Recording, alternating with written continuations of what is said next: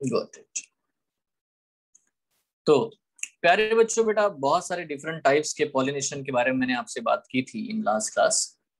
देखो आज एक बहुत ही सिंपल चीजें हैं, जैसे कि देखो कुछ टर्मिनोलॉजीज है, जैसे कि कायरैप्टेरोफिली, ये क्या होता है यार? कायरैप्टर, टेरोस, टेरोपस, ये जो है ना, टेरोपस हम लोग कहते हैं बैट को।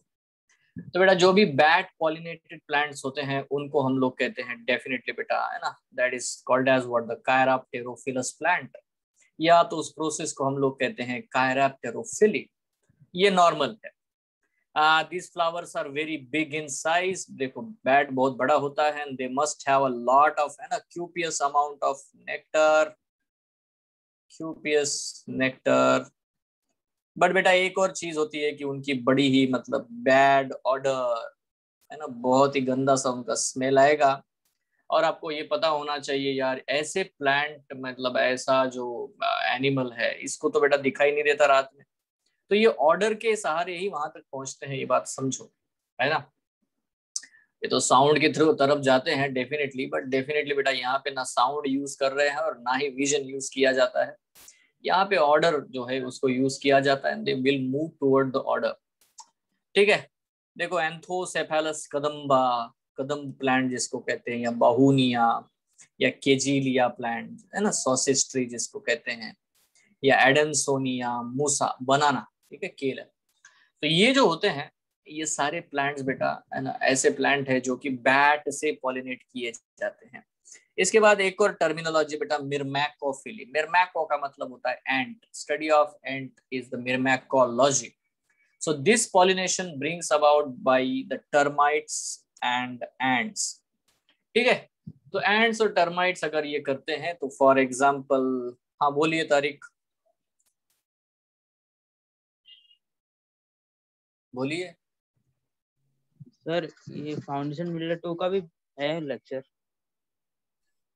बेटा ऐसा है ना, मैं वो फाउंडेशन में डाल के रख देता हूँ, जिसका भी छूट गया है, जो नहीं हुआ है, क्योंकि वो फाउंडेशन 2 में कुछ ये है ना, इसीलिए मैंने वो डाल के रखा हुआ है। It's on your way. ठीक है, आपको कैसा करना है, क्या है ना, ये इसके ऊपर डिपेंड है। ठीक है, ओके। हाँ ठीक है। सो टर्माइट्स एंड एंट्स है ना। देखो यहाँ पे आता है बेटा प्रोसोपिस, कीकर, या तो अकाशिया नाम का जो प्लांट है, माइमोसाइडी फैमिली, माइमोसा पडिका जिसमें आता है, टच मी नॉट प्लांट। ठीक है। मैंगो, ये देखो मैंगो जो होता है, आपने देखा होगा, कभी भी मैंगो ट्री को देखोगे ना, उसके ऊपर बहुत सारी बड़ी बड़ी एंट्स होती है। ठीक है, अब कभी देखना, आपको दिखेगा तो you will see that one. ठीक है। So some members of the Rubiaceae family, है ना, सिट्रस के फ्रूट भी जो होते हैं उनमें, उनके केस में भी आप लोग देखोगे बेटा, एंड्स उनके आजू बाजू में बहुत घूमते रहते हैं। ठीक है। तो ये पॉलिनेशन कराएंगे डेफिनेटली बेटा। फ्लावर में बहुत सारी चीजें होती है, नेक्टर होता है, ठीक है, उसको खाने के लिए ये भी जाते हैं, एंड्स भी जाते हैं, तो इसलिए मिर्मैकोफिली इज पॉसिबल थिंग। एक और है जिसको हम लोग बोलते हैं मैलाकोफिली, या मैलमैकोफिली। सो मैलाकोफिली पूछेंगे, एग्जामिनेशन भी आया तो मैलाको। देखो malaco is related to the Snell's.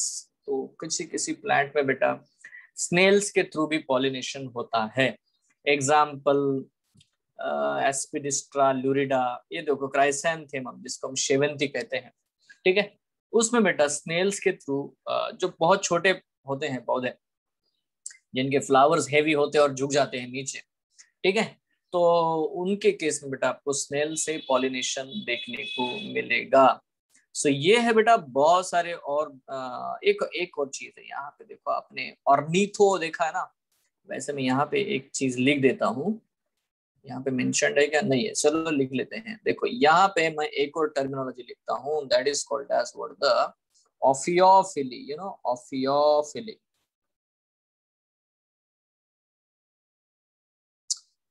Ophiophily में जो पॉलिनेशन होता है वो होता है with the help of the snake. Snakes होते हैं रेप्टाइल्स हैं, तो बाय स्नेक होता है। जैसे कि बेटा आप लोग जानते हो सैंडलवुड, चंदन का वृक्ष आपने कभी सुना होगा, है ना, जो सैंडल ट्री होता है उसके बाजू बाजू में बहुत सारे बेटा आपको स्नेक्स देखने को मिलते हैं। तो ऑब्वियसली ये बिल्कुल सही बात है। और इसमें इनका जो पॉलिनेशन होता है वो स्नेक्स की मदद से होता है।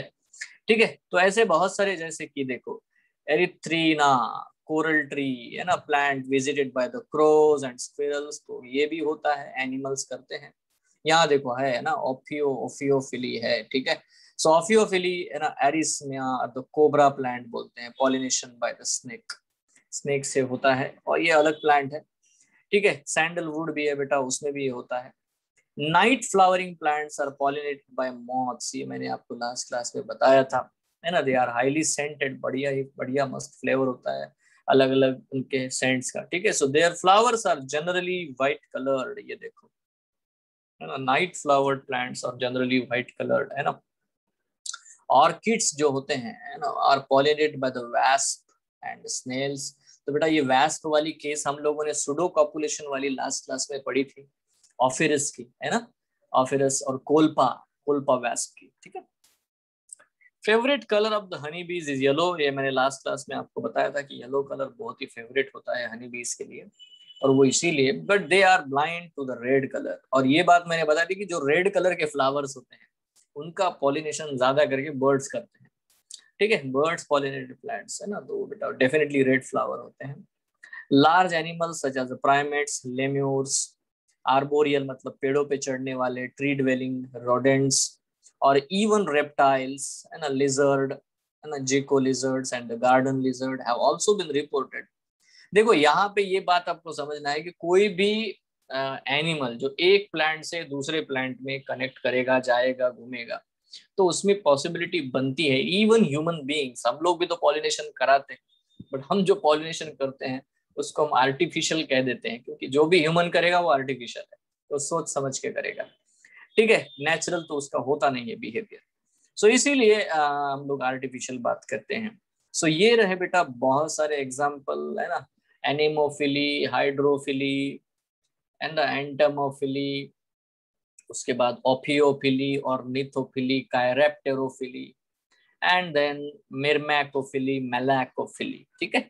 All these are the different types of the pollinations, abiotic as well as the biotic agent, है ना। ऑब्वियसली एयर और विंड ये दोनों अबायोटिक एजेंट है, और बाकी जितने भी जूफिली में आते हैं, जूफिली मतलब एनिमल्स या इंसेक्ट्स के थ्रू जाएंगे, उनको मैं बायोटिक एजेंट्स कहूंगा, ठीक है। तो ये है क्रॉस पॉलिनेशन के बारे में। Let's discuss some questions here, जो कुछ क्वेश्चन दिए गए हैं, बड़े ही आसान से क्वेश्चन है बेटा, आंसर भी दिया है ना।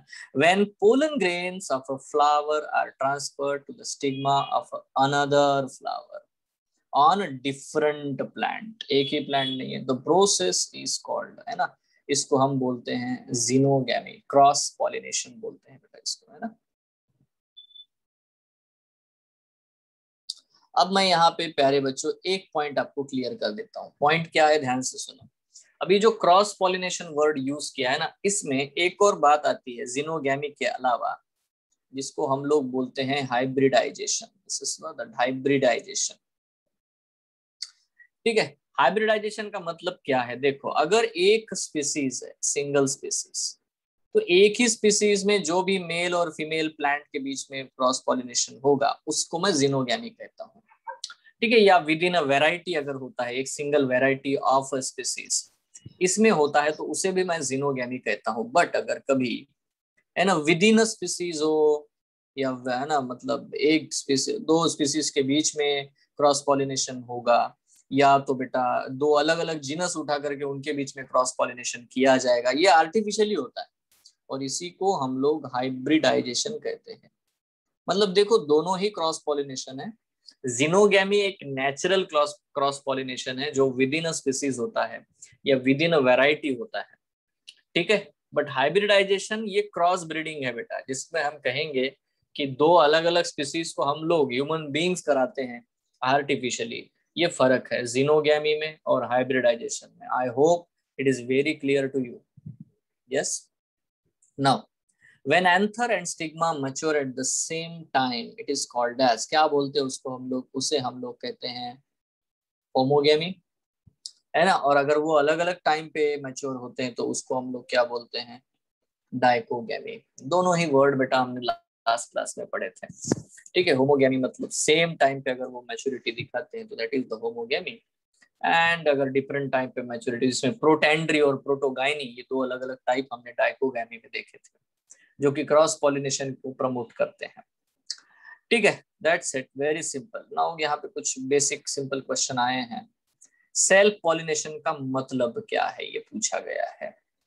Transfer of pollen from anther to the stigma in the same flowers, transfer of pollen from the one flower to another on the different plant, तो ये तो रिजेक्ट हो गया। Occurrence of male and female sex organs in the same flower, occurrence को हम लोग self pollination नहीं कहते। Transfer of pollen from anther to the stigma of different flowers on the same plant. Now what it should be? A. So obviously transfer of pollen from anther to the stigma of a different flowers on the same plant, ये भी बेटा self pollination ही है, ये भी तो self pollination है।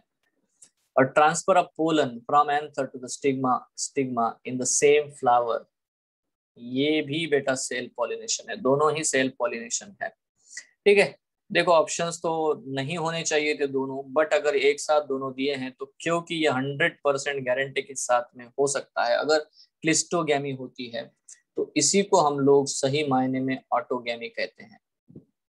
और ये जो है transfer of pollen from anther to the stigma of different flower, तो इसको हम गिटेनोगैमी कहते हैं, ये हमने पढ़ा है। ठीक है, so definitely will go to the A, not to the D. Maize is the best example. अब आप बता सकते हो, बिल्कुल सही से आंसर दे सकते हो। मेज जो भी मोनोकॉट वगैरह होते हैं, खास करके व्हीट है, राइस है, तो these are the best examples of what the anemophily, the wind pollinated plants. ठीक है, यस, ठीक है। So there are lot of questions but will discuss, you can solve it because ये मटेरियल आपके पास में है। Right now will move toward the next point and that is the fertilisation. ठीक है, अब बेटा आराम से समझते हैं। हम लोगों ने जो पढ़ा वो था, है ना, प्री फर्टिलाइजेशन इवेंट्स। फर्टिलाइजेशन के पहले क्या क्या होना चाहिए, क्या क्या हुआ, आपको समझ में आना चाहिए। माइक्रोस्पोरोजेनेसिस, मेल गेमेटोफाइट डेवलपमेंट, है ना, मेगास्पोरोजेनेसिस और female gametophyte development, and then pollination. ठीक है, ये सारी चीजें हो गई। अब हमें ये समझना है कि फर्टिलाइजेशन क्या होगा, कैसे होगा। सो देखो, आपको बार बार यही बेटा क्वेश्चन आएगा कि the fusion of male gamete with the female gamete, ये फर्टिलाइजेशन है, बट क्वेश्चन आएगा ये कि इसको सबसे पहले डिस्कवर किसने किया था। तो आंसर है बेटा Strasburger in 1884 in the Monotropa plant. ठीक है, तो मोनोट्रैपा नाम का प्लांट है, इसमें सबसे पहली बार इस चीज को डिस्कवर किया गया था। देखो, after pollination, pollen grains germinate on the stigma. They absorb moisture and sugar contents from the stigma and swell up.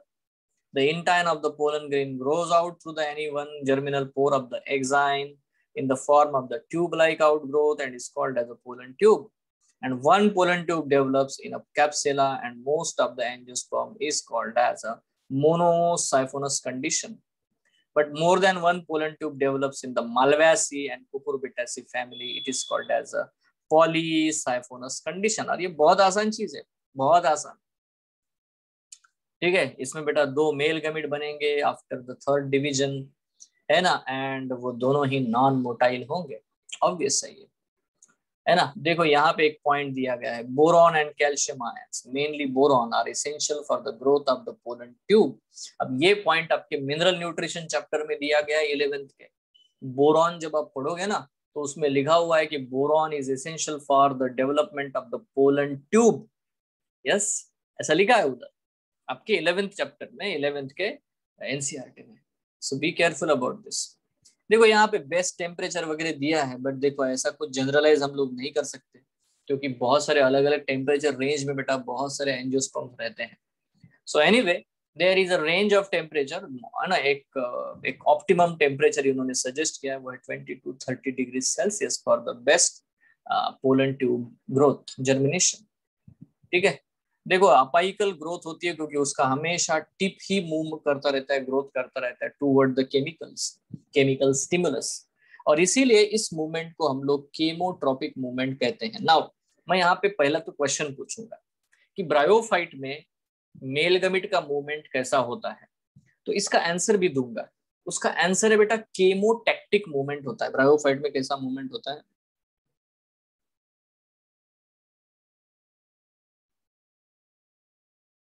It's a chemotactic movement. तो बेटा ब्रायोफाइट्स में होता है केमोटैक्टिक मूवमेंट। अभी यार ये क्या चीज है? केमोटैक्टिक मूवमेंट का मतलब होता है कि मेल गमीट मोटाइल होते हैं और वो खुद पानी में तैरते हुए जाते हैं, इसीलिए इसको हम टैक्टिक मूवमेंट बोलते हैं। टैक्टिक मूवमेंट और ट्रॉपिक मूवमेंट में ये डिफरेंस है। ट्रॉपिक मूवमेंट का मतलब ग्रोथ मूवमेंट होता है, there will be growth. Yes, tropic का मूवमेंट का मतलब ही होता है बेटा growth movement. You have to understand this. ठीक है, तो यहाँ पे पोलन ट्यूब की ग्रोथ होती है, इसीलिए उसको हम लोग केमोट्रॉपिक मूवमेंट बोलते हैं। इवन बेटा अगर आपको याद हो तो ब्रायोफाइट्स में या टेरिडोफाइट्स में हम लोग इसी मूवमेंट को, इनके मूवमेंट को हम लोग बोलते हैं जूडियोगैमी। Yes sir. क्योंकि मेल गमीट जो है मोटाइल होते हैं और वो मोटाइल होने की वजह से वो खुद तैर के जाते हैं, इसको हम जूडियोगैमी कहते हैं। बट यहाँ पे प्यारे बच्चों इस प्रोसेस को हम लोग बोलते हैं, है ना, इट्स कॉल्ड एज व्हाट, दी साइफोनोगैमी। इसे हम लोग कहते हैं साइफोनोगैमी। देखो साइफोन का मतलब ही होता है ट्यूब, है ना, इसी भी यहाँ पे भी आपको वर्ड देखने को मिल रहे हैं, मोनोसाइफोनस कंडीशन एंड द पॉलीसाइफोनस कंडीशन। साइफोनस का मतलब क्या है? एक ही स्टिग्मा में, एक ही स्टाइल में एक ही ट्यूब जा रहा है तो मोनोसाइफोन। बहुत सारे ट्यूब, बहुत सारे पोलन ग्रेन जर्मिनेट होते हैं, तो उसको हम लोग बोलते हैं बेटा पॉलीसाइफोनस कंडीशन। अब एक बढ़िया मैं क्वेश्चन पूछता हूँ आपसे, आप समझो कि एक फ्रूट में एक ही सीड है तो एक पोलन ट्यूब से तो काम चल जाएगा, बराबर है ना? बराबर, एक फर्टिलाइजेशन होगा, बस हो गया। बट बेटा अगर किसी एक फ्रूट में अगर आपको दिखता है कि बहुत सारे सीड है, इसका सीधा मतलब क्या है? वो क्या शो करता होगा? पॉलीसाइफोनस। पॉलीसाइफोनस कंडीशन, क्योंकि बहुत सारे पोलन ट्यूब ग्रेन जर्मिनेट हुए, बहुत सारे पोलन ट्यूब आए, हर एक पोलन ट्यूब एक एक ओव्यूल की तरफ डायरेक्ट कर दिया गया, और वो सारे ओव्यूल, सपोज मान लेते एक फ्रूट में 10 सीड है, तो बेटा डेफिनेटली बेटा 10 पोलन ट्यूब जर्मिनेट हुए होंगे। ये आपको सिंपली समझना है, सादी बात। तो मोनोसाइफोनस कंडीशन जिन प्लांट्स में आपको देखने को मिलती है, डेफिनेटली बेटा वो सिंगल सीडेड होते हैं। एक सिंगल सीड होता है जो एक स्टिग्मा से पास होगा। पक्का? Yes sir, no? Yes sir. Simple है ये। ठीक है, तो बेटा ज्यादा सीड बनेंगे, ओवरी ज्यादा एक ही होगी, बट ओव्यूल ज्यादा होंगे, तो डेफिनेटली बेटा उनका यूज होगा। नाउ देखो यहाँ पे हम लोगों को थोड़ा सा अलग लेवल पे इस चीज को समझना पड़ेगा। देखो यहाँ पे हमको ये समझना है कि सबसे पहले मैं डायग्रामेटिकली कुछ चीजें आपको क्लियर कर दूं यहाँ। ओके, तो यहीं पे जाना है, तो थोड़ा ध्यान से मेरे प्यारे बच्चों, थोड़ा ध्यान से यहाँ पे नोटिस करना मैं क्या बताने जा रहा हूँ। देखो आपको ये समझना है नॉर्मली कि अब अगर मैं यहाँ पे बच्चों ये बना दिया मैंने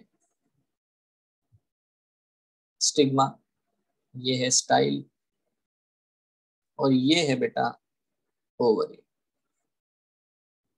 ठीक है, ओवरी के अंदर जो है डेफिनेटली यहाँ पे लैक्यूना है, और यहाँ पे हम लोगों ने बना लिया बच्चों इस तरह से ओव्यूल।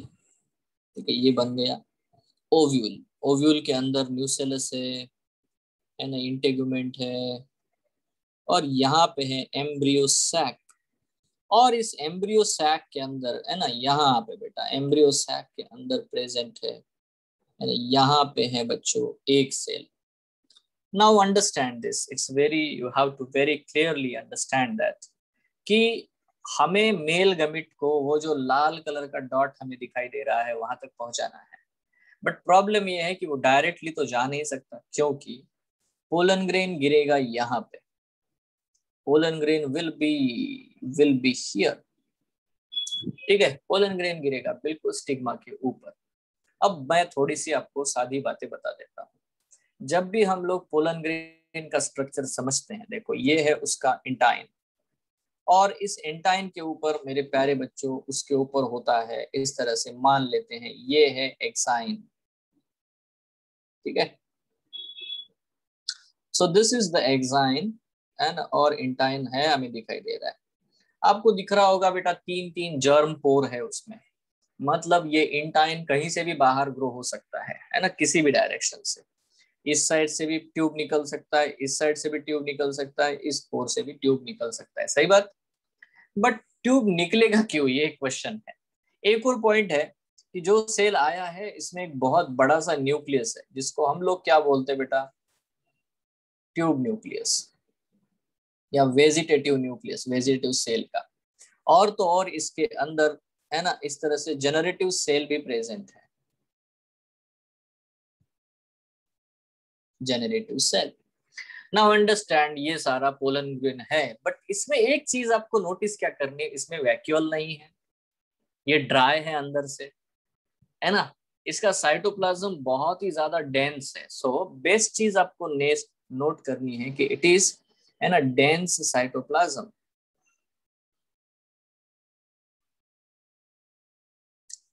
सो नाउ बेटा ये तो बढ़िया बात होगी यार, डेंस साइटोप्लाज्म है। और सबसे मजेदार बात यह है कि जो स्टिग्मा है वो वाटरी फ्लूइड से भरा पड़ा है यार। Stigma is filled with the watery fluid. हाँ, तो यहाँ पे क्या मदद होगी, ऐसा आपको तो पता है ऑस्मोसिस कैसे होता है। ऑस्मोसिस होता है the water will move from its higher है ना amount to its lower amount. और यहाँ पे किसमें वाटर का अमाउंट ज्यादा है, ऑब्वियसली स्टिग्मा के टिश्यू में। और किसमें वाटर कम है, पोलन ग्रेन में। तो धीरे धीरे ऑस्मोसिस होगा, ठीक है। पोलन ग्रेन के अंदर पानी घुसता चला जाएगा, और जैसे जैसे पानी घुसेगा वॉल्यूम बढ़ेगा, टर्जिडिटी बढ़ेगी, और टर्जिडिटी बढ़ती है तो बेटा इंटाइन के ऊपर प्रेशर आएगा। एंड इंटाइन जो है जैसे जैसे बेटा उसके ऊपर प्रेशर आता है ना, इंटाइन आपको दिखाई देगा बेटा। अभी देखो चारों तरफ से बेटा ये इतने टफ कोटिंग से, देखो sporopollenin is a very tough thing है ना। स्पोरोपोलेनिन कोई मजेदार बात तो है नहीं, स्पोरोपोलेनिन तो वेरी टफ थिंग। सो जैसे जैसे इसके अंदर पानी घुसता चला जाएगा थ्रू द पोर्स, इसकी बेटा वॉल्यूम बढ़ेगी, तो ये सेल बाहर कहीं ना कहीं निकलेगा, तो it will emerge like this one. तो ये बना पोलन ट्यूब। तो पोलन ट्यूब क्यों ग्रो होता है, मैंने आपको बताया कि अगर आप ट्रांसपोर्ट इन प्लांट चैप्टर पढ़ोगे तो उसमें टर्जिडिटी में ये लिखा है कि the turgor pressure helps in the growth of the pollen tube. Not only boron, boron के बारे में मिनरल न्यूट्रिशन में लिखा है। देखा कितने कनेक्टेड चीजें हैं हम लोग पढ़ते हैं। सो यहाँ पे टर्गर प्रेशर है बेटा, तो ये जो आपका वेजिटेटिव न्यूक्लियस है या बड़ा वाला न्यूक्लियस आगे निकल पड़ता है एट द टिप, और उसके पीछे पीछे ये जो छोटा सा सेल है ये भी आ गया जनरेटिव सेल। और यहाँ आने के बाद में ये बेटा आपका थर्ड जो डिवीजन है, सेकेंड डिवीजन करेगा। जनरेटिव सेल का सेकंड डिवीजन होगा। मतलब अगर हम इस डायग्राम को थोड़ा सा बदल दे, इस डायग्राम को अगर हम थोड़ा सा बदल दे तो हमें ये चीज देखने को मिलेगी कि यहाँ पे आपका जो पोलन ग्रेन है जो गिरा था, इसका बेटा पोलन ट्यूब धीरे धीरे नीचे ग्रो हो रहा है, ठीक है। और इसी पोलन ट्यूब के अंदर यहाँ पे बेटा डेफिनेटली ट्यूब न्यूक्लियस है, और उसके पीछे आपको दो मेल गमीट देखने को मिलेंगे जो कि आफ्टर 7 डिवीजन बने हैं, आफ्टर नेक्स्ट सेकंड डिवीजन बने हैं, ठीक है। So these are the male gamete. I hope it is very clear to you all. Yes और यस नो, सर। है ना। अब यहाँ पे देखो बेटा इसका टिप ही जो है वो ग्रो हो रहा है। अभी पीछे वाला जो है वो तो ठीक है, इलांगेट नहीं हो रहा है, tip is growing, tip is growing, इसलिए है ना ये हमें हमेशा पता होना चाहिए। सो टिप जैसे जैसे ग्रो होता है वैसे वैसे लीडिंग रोल पे बेटा वेजिटेटिव न्यूक्लियस है या ट्यूब न्यूक्लियस है, ट्यूब न्यूक्लियस। तो पहला पड़ाव क्या है बताओ पोलन ट्यूब की एंट्री का, entry of the pollen tube. First चीज क्या नोटिस करनी है हमको, entry of the pollen tube in stigma and style, बराबर है। यही तो हमारा सबसे पहला पॉइंट है। पहली एंट्री कहाँ पे होगी पोलन ट्यूब की, ऑब्वियसली बेटा टिश्यू में होगी।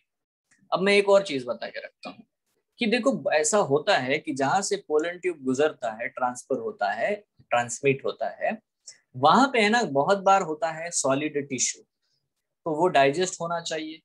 क्योंकि देखो अगर अब उसको ग्रो होना है तो यहाँ पे जो टिश्यू है वो गायब होना चाहिए, स्टिग्मा का, स्टाइल का, है ना। सॉलिड सॉलिड स्टाइल बोलते हैं समटाइम, है ना, it's called the solid style. तो बेटा नीट में ये क्वेश्चन आया था कि जब सॉलिड स्टाइल होता है तो उसके अंदर जो टिश्यू पाया जाता है उस टिश्यू को क्या कहते हैं? Can any one of you answer me? क्या बोलते हैं? क्वेश्चन रिपीट कर सकते हो? बेटा जो टिश्यू पाया जाता है जो कि हटेगा धीरे धीरे, ठीक है, जिसको डाइजेस्ट किया जाता है, उस टिश्यू को क्या कहते हैं? What that tissue is called as? मैं दो ऑप्शन दे सकता हूं। एक ऑप्शन है transition tissue, transmission tissue, transfusion tissue. क्या कहते हैं बताओ? ऐसे ऑप्शन आए। ट्रांजिशन, ट्रांसमिशन, ट्रांसफ्यूजन, क्या होगा? What is called? होगा। ट्रांजिशन होगा। चलो ये क्वेश्चन आपके मत्थे रहा भाई, ठीक है। तो ये है क्वेश्चन जो पहले पूछा गया है एग्जामिनेशन में कि अगर सॉलिड स्टाइल रहा तो क्या।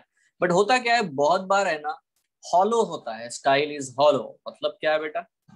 हॉलो है तो उसको कुछ करना ही नहीं है सीधा ही जाएगा, ये ग्रो होता चला जाएगा, है ना। तो आजू बाजू से जो भी उसमें टिश्यू से उनसे खाना लेता चला जाएगा, है ना, फ्लूइड भरता चला जाएगा और ग्रोथ होता चला जाएगा और बिल्कुल उसी हॉलो इसमें से वो गुजरता है। Is it clear? ठीक है। So it can transfer through the hollow style और it can transfer to the solid style. Hollow style में से जाने के लिए ज्यादा तकलीफ नहीं है, आसान है, बट जो सॉलिड स्टाइल में से जाने में तकलीफ है। तो क्वेश्चन तो बेटा यही है। Anyway, so this is about the difference. Now हमारी एनसीईआरटी जब entry of pollen tube in stigma and style के बारे में बताती है तो यहाँ पे एक और चीज आती है बेटा, pollen pistol interaction. What it is pollen pistol interaction का क्या मतलब है?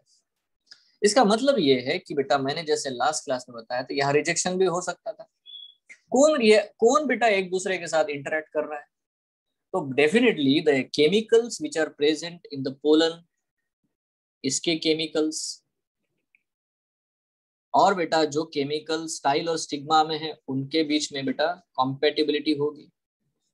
बराबर है ना? बिल्कुल है। सेल वॉल जो है इंटाइन का ही है, पोलन ट्यूब का सेल वॉल ही तो है पोलन ट्यूब, इंटाइन ही तो है जो इलोंगेट हो रहा है। पोलन ट्यूब है मतलब इंटाइन ही है। तो उसमें सेलुलोज है, पेक्टिक सब्सटेंसेस है, मतलब ऐसे कार्बोहाइड्रेट भरे पड़े हैं इसमें। और इसमें भी बेटा जो स्टाइल और स्टिग्मा होता है उनमें भी अलग अलग प्रकार के केमिकल्स हैं। सो ये डेफिनेटली बेटा एक दूसरे से इंटरेक्ट करते हैं, ठीक है। या तो रिजेक्शन होगा, ये तो बेटा इसको, ये इंटरेक्शन एक डायनामिक इंटरेक्शन है, ठीक है। This interaction is a dynamic interaction, है ना। और यहाँ पे चेक की जाती है कॉम्पैटिबिलिटी। अगर कॉम्पैटिबिलिटी है तो ही पोलन ट्यूब आगे आगे बढ़ेगा, नहीं तो नहीं बढ़ेगा। If this is what the point we have to understand. पक्का है क्या ये? है ना? Yes sir. तो देखो मुद्दा बहुत सिंपल है। अभी क्या है कि इसको बेटा हम लोग यूज भी करते हैं इन एग्रीकल्चर में। कैसे यूज करते हैं कि बेटा देखो पोलन ट्यूब हर किसी स्टिग्मा के ऊपर ग्रो तो नहीं होगा, तो हम लोग वो केमिकल ही निकाल लेते हैं जो कॉम्पेटिबल है पोलन ट्यूब के लिए, ठीक है। अभी जो सपोज ये पोलन ग्रेन है, इसके लिए कॉम्पेटिबल केमिकल क्या होना चाहिए इस टिश्यू में, ये मैंने पहले ही आइसोलेट कर लिया है।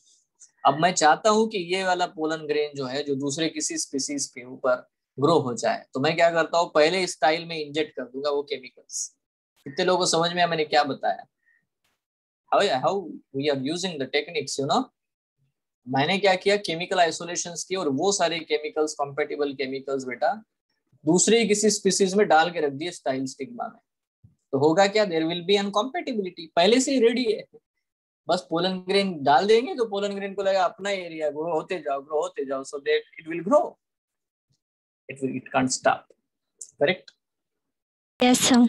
बहुत बढ़िया है यार। सो देखो यहाँ पे ये नॉर्मल पॉइंट हो गया कि यहाँ पे इंपॉर्टेंट है केमिकल तो नहीं, इवन बेटा मोलेकुलर कॉम्पेटिबिलिटी, या हम लोग बोलते हैं जिसको हम लोग बोलते हैं बच्चों जेनेटिक कॉम्पेटिबिलिटी, उसके बारे में हम लोगों ने बात की थी, है ना। सो ले अंडरस्टैंड करते हैं ये डायनामिक है। Okay, this is a dynamic interaction and its compatibility must be there। और जैसे जैसे ये compatibility दोनों के बीच में रहेगी, है ना, अगर ज्यादा इम्पैक्ट अगर बेटा पोलन ग्रेन का ही रहा तो उसको मैं गैमेटोफिटिक, है ना, इंटरेक्शन बोलूंगा। आपको पता है अभी, क्योंकि pollen grain is gametophyte haploid, और अगर स्टाइल स्टिग्मा का इन्वॉल्वमेंट रहा तो उसको मैं स्पोरोफिटिक बोलूंगा। बट इंटरेक्शन दोनों में होता है, दोनों ही बातें करते हैं एक दूसरे से, है ना। मंजूर है तो चलो ठीक है, फिर आगे बढ़ो, ऐसा कार्यक्रम होता है। So this is what the point. Now see, there is a second thing we have to understand. Pollen tube धीरे धीरे ग्रो होगा और नीचे उतरेगा, नीचे उतरेगा। तो सेकंड पॉइंट आता है बेटा, entry of the pollen tube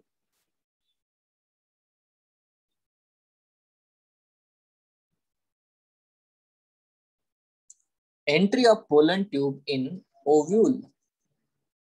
बराबर है ना, ओव्यूल में एंट्री होनी चाहिए। देखो अब वो आया है बहुत दूर से, तो यहाँ देख सकते हैं हम लोग, ये है बेटा ओव्यूल, ठीक है। ये स्ट्रक्चर है, आप जानते हो, है ना। ये है इंटेगुमेंट, पक्का। अब बेटा बात ये आती है कि यहाँ पे है न्यूसेलस, ये है न्यूसेलस। न्यूसेलस के अंदर है एम्ब्रियो सैक, और एम्ब्रियो सैक के अंदर है बेटा फिर से, है ना, एक सेल और सिनर्जिड्स है, ठीक है। इस तरह से एम्ब्रियो सैक में है। तो बेस्ट चीज है कि हाउ दैट विल एंटर, मतलब ये जो हमारा जो पोलन ट्यूब है वो कैसे एंटर कर सकता है। So there are lot of things can happen. Suppose it can enter through the chalazal end, यहां से एंटर करेगा, या तो बेटा वो इस तरह से ये फ्यूनिकल्स और इंटेगुमेंट के थ्रू एंटर करेगा, या तो वो इस साइड से भी एंटर कर सकता है, मतलब इंटेगुमेंट के थ्रू। यस, मोस्ट बढ़िया वे है बेटा, it will enter through the micropyle. So it can enter through the chalaza, it can enter through the integument plus funiculus side, और it can enter from the only integument side. Okay sorry, I will just write I, integument side, और it can enter through the micropyle. Now जब बेटा chalaza के तरफ से pollen tube enter करता है तो इसको हम लोग चलाजोगैमी कहते हैं। क्या कहते हैं इसको हम लोग? चलाजोगैमी कहते हैं। अगर इसने इस साइड से या तो इस साइड से बीच में ही एंट्री मारी तो इसको हम लोग कहते हैं मिजोगैमी, और ये एक वे है। या तो बेटा अगर इसने, है ना, अगर इसने माइक्रोपाइल की तरफ से एंट्री मारी तो इसको हम लोग कहते हैं पोरोगैमी, ठीक है। और ये मोस्ट कॉमन चीज है, पोरोगैमी इज अ मोस्ट कॉमन चीज। कभी कभी तो मजेदार बात ये है, समटाइम्स इट हैपेंस, बहुत सारे कुछ प्लांट स्पीसीज में ऐसा होता है। देखना यहाँ पे मैं आपको बताता हूँ, ये देखो, इसको मैं ऑर्थोट्रोपस में बता देता हूँ ताकि आपको समझ में आ जाए। ये देखो, ये है इंटेगुमेंट, ये है आपका फ्यूनिकुलस, ये है बेटा आउटर इंटेगुमेंट लाइक दिस, ये है इनर इंटेगुमेंट, ये है न्यूसेलस। अब होता क्या है कि खुद से ये आगे आ जाएगा। ओव्यूल जो है, ओव्यूल का जो न्यूसेलस पार्ट है वो उससे इमर्ज होता है, बाहर निकलता है, मतलब इंटेगुमेंट के अंदर दबा नहीं रहेगा, it will ooze out like, है ना, and it will come out. I will show the diagram here. I will show the, see the change in this one. यहाँ पे आते हैं, देखो ये जो आपका जो दिखाई दे रहा है ना, ये जो न्यूसेलस वाला पार्ट है, इसको मैं अलग कलर से लेता हूँ। ये लो, ये है बेटा आपका न्यूसेलस, बराबर है। तो न्यूसेलस एम्ब्रियो सैक के साथ साथ बेटा बाहर निकलता है ऐसे, ठीक है, और यहाँ लेके आएगा एम्ब्रियो सैक को और पोलन ट्यूब को मिला देगा साइड। पोलन ट्यूब की एंट्री मतलब खुद न्यूसेलस बाहर आ जाता है लेकर के, लो, ठीक है, ये चीज। तो ये जो चीज होती है इसको हम लोग बोलते हैं एक्रोगैमी। सॉरी, ये बहुत रेयर है, हाँ, दिस इज एक्रोगैमी। अब ये आपके एनसीईआरटी में सिर्फ यही 3 मेंशन्ड है, इसलिए इतना ही याद रखो, chalazogamy, mesogamy, as well as what the porogamy. I hope it is very clear to you all. Yes, ठीक है। Yes, तो sir. ये आया entry of the pollen tube in ovule, ठीक है, ओव्यूल में तो आ गया, ठीक है। तीसरी चीज यहाँ पे नोटिस करते हैं, अभी देखो थर्ड चीज है बेटा, entry of pollen tube in embryo sac. अभी एम्ब्रियो सैक में आ जाएगा। अब आप देख सकते हो यहाँ पे बेटा बहुत ही इंपॉर्टेंटली, ये है हमारा ओव्यूल, ठीक है, ये है बेटा फ्यूनिकुलस, ये है उसका outer integument. Yes,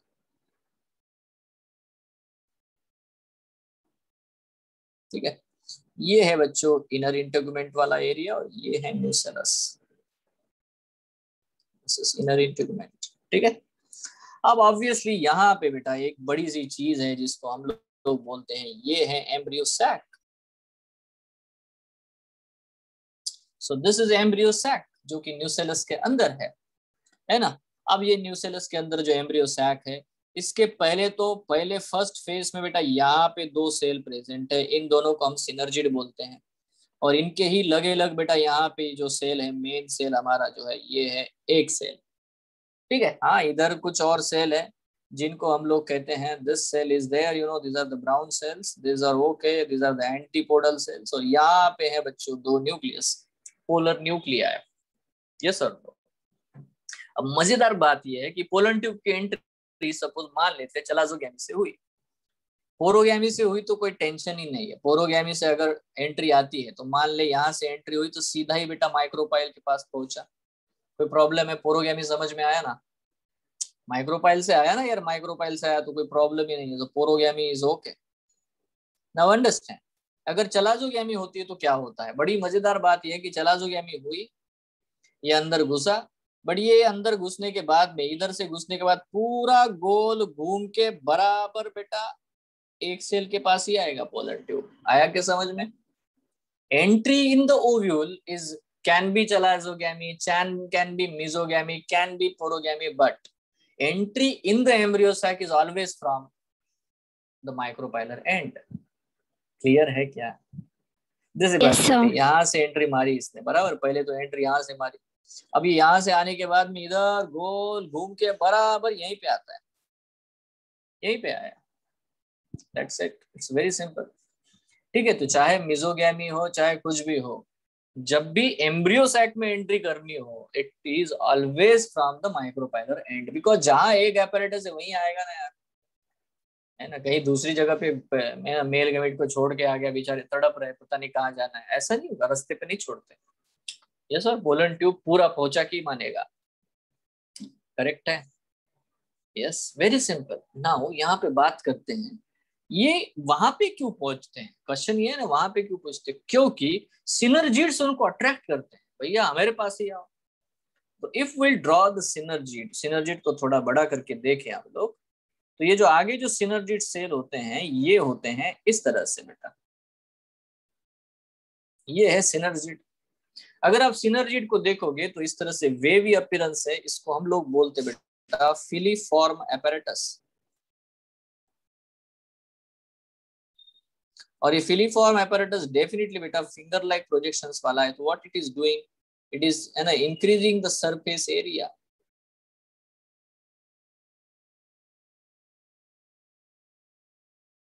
increase of surface area for interaction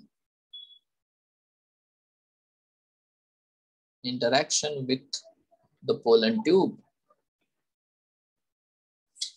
ठीक है। So now if we draw this one here, अगर हम लोग यहाँ पे देखते हैं, मान लेते बेटा ये है, क्यों ये नीचे साइड में इसलिए दिखा रहे हैं क्योंकि हम एनाट्रोपस ओविल का ख्याल रखते हैं, इसीलिए। Now this is the cell, अब ये है उसका न्यूक्लियस और इसमें है वैक्यूल्स। वैक्यूल मतलब बहुत सारा बेटा वाटर भरा पड़ा है। This is a synergid. Now what happens if the pollen tube will come to this very close? अब यार पोलन ट्यूब ड्राई होता है यार, उसमें पानी तो भरा है बट उसका टिप हमेशा बेटा जो पानी है ना चाहता है, बट इसमें क्या है, इधर ड्राई कंडीशन है, इधर ये ट्यूब न्यूक्लियस आया, इसके पीछे 2 मेल गैमेट आ रहे हैं, है ना, वो उसको सब यूज कर रहे हैं। अल्टीमेटली नाउ यहाँ पे नोटिस करो आप लोग, होगा क्या कि सिनर्जिड में बहुत ज्यादा पानी भरा पड़ा है, सडनली इसका सरफेस एरिया इतना ज्यादा है कि इनका इंटरेक्शन बहुत हाई लेवल पे होता है और ये सारा वाटर कंटेंट जो है पोलन ट्यूब के टिप में चला जाएगा.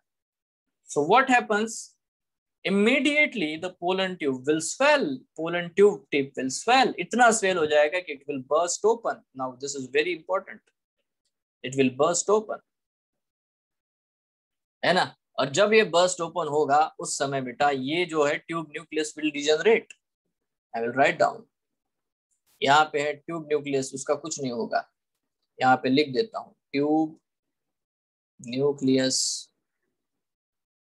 will degenerate. Tube nucleus will degenerate and these male gametes will be released into this collapsed or degraded. Even बेटा ये जो synergid cell है जो interact करता है वो भी खुद डैमेज हो जाता है पूरा. That is the impact of this blast. आप समझ रहे हो ये बात, है ना. तो ये दोनों मेल गैमेट तुरंत रिलीज हो जाते हैं. कहाँ रिलीज हो जाएंगे, है ना. ये जो डायग्राम है पूरी बदल जाती है बेटा. कैसे बदलेगी मैं आपको बताता हूँ. जैसे ही पोलन ट्यूब ने बर्स्ट ओपन हो गया, यहाँ पे बेटा ये डायग्राम थोड़ी सी बदलती हुई नजर आएगी. क्या होगा, चलो फिर से एक बार देखते हैं. ये वाला सिनर्जिड वैसे के वैसे रहा, इसको कुछ फर्क ना पड़ा, ठीक है.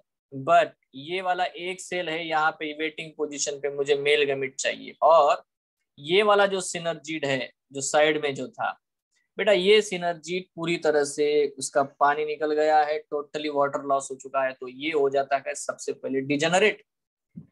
The synergid will degenerate and it will create a gap, and through that gap these male gametes will be released. और दोनों मेल गैमेट अंदर घुस जाते हैं. आ गए भैया, पहुंच गए. कितने लोगों को समझ में आ रहे, अरे क्लियर है? Yes sir. है ना. अब ये दोनों मेल गैमेट पहुंच गए. उससे पहले जैसे ये हो रहा है, इसी कंडीशन में जस्ट बिफोर फर्टिलाइजेशन ये दोनों पोलर न्यूक्लिया एक दूसरे से फ्यूज हो जाते हैं and it forms a secondary nucleus जो कि 2n है. It forms a secondary nucleus. तो ये जो एक मेल गैमेट है इस सेकेंडरी न्यूक्लियस के साथ फ्यूज हो जाएगा और ये दूसरा एक जो ए मेल गैमेट है बेटा, ये इस एक सेल के साथ फ्यूज हो जाएगा.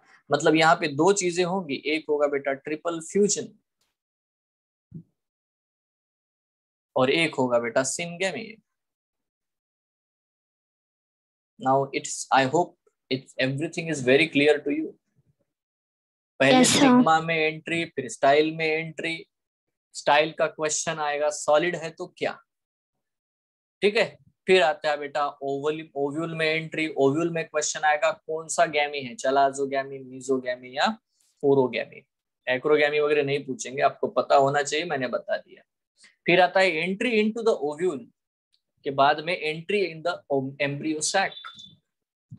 एम्ब्रियो सैक में बेटा जाते समय फिलीफॉर्म एपैरेटस का रोल आएगा जो भी सिनर्जिड का है. मैं आपको एक बढ़िया क्वेश्चन पूछता हूँ. ये क्वेश्चन पे बहुत से बच्चे गड़बड़ा जाते हैं. सिनर्जिड्स कब डिजेनरेट होते हैं? When the synergids will degenerate, ठीक है. Before fertilization, while fertilization, after fertilization. These are the three Before options. fertilization. ठीक है. और यहाँ पे बेटा ये जब आंसर हम लोग लिखते हैं ना, तो हमें तो ये कंसेप्ट है कि हाँ सर वो एंट्री होगी फिर वो, बट ऐसा नहीं है.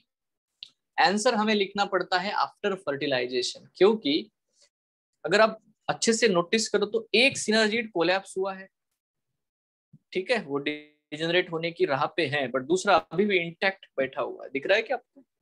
दो Yes, sir. सिनर्जिड है ना, एक है. तो आपको आंसर लिखना होता है आफ्टर फर्टिलाइजेशन. याद रखना ये. चलो एक और बार पूछता हूँ, सिनर्जिड का डिजेनरेशन कब होता है? तो आंसर होगा after fertilization, not before fertilization. Done.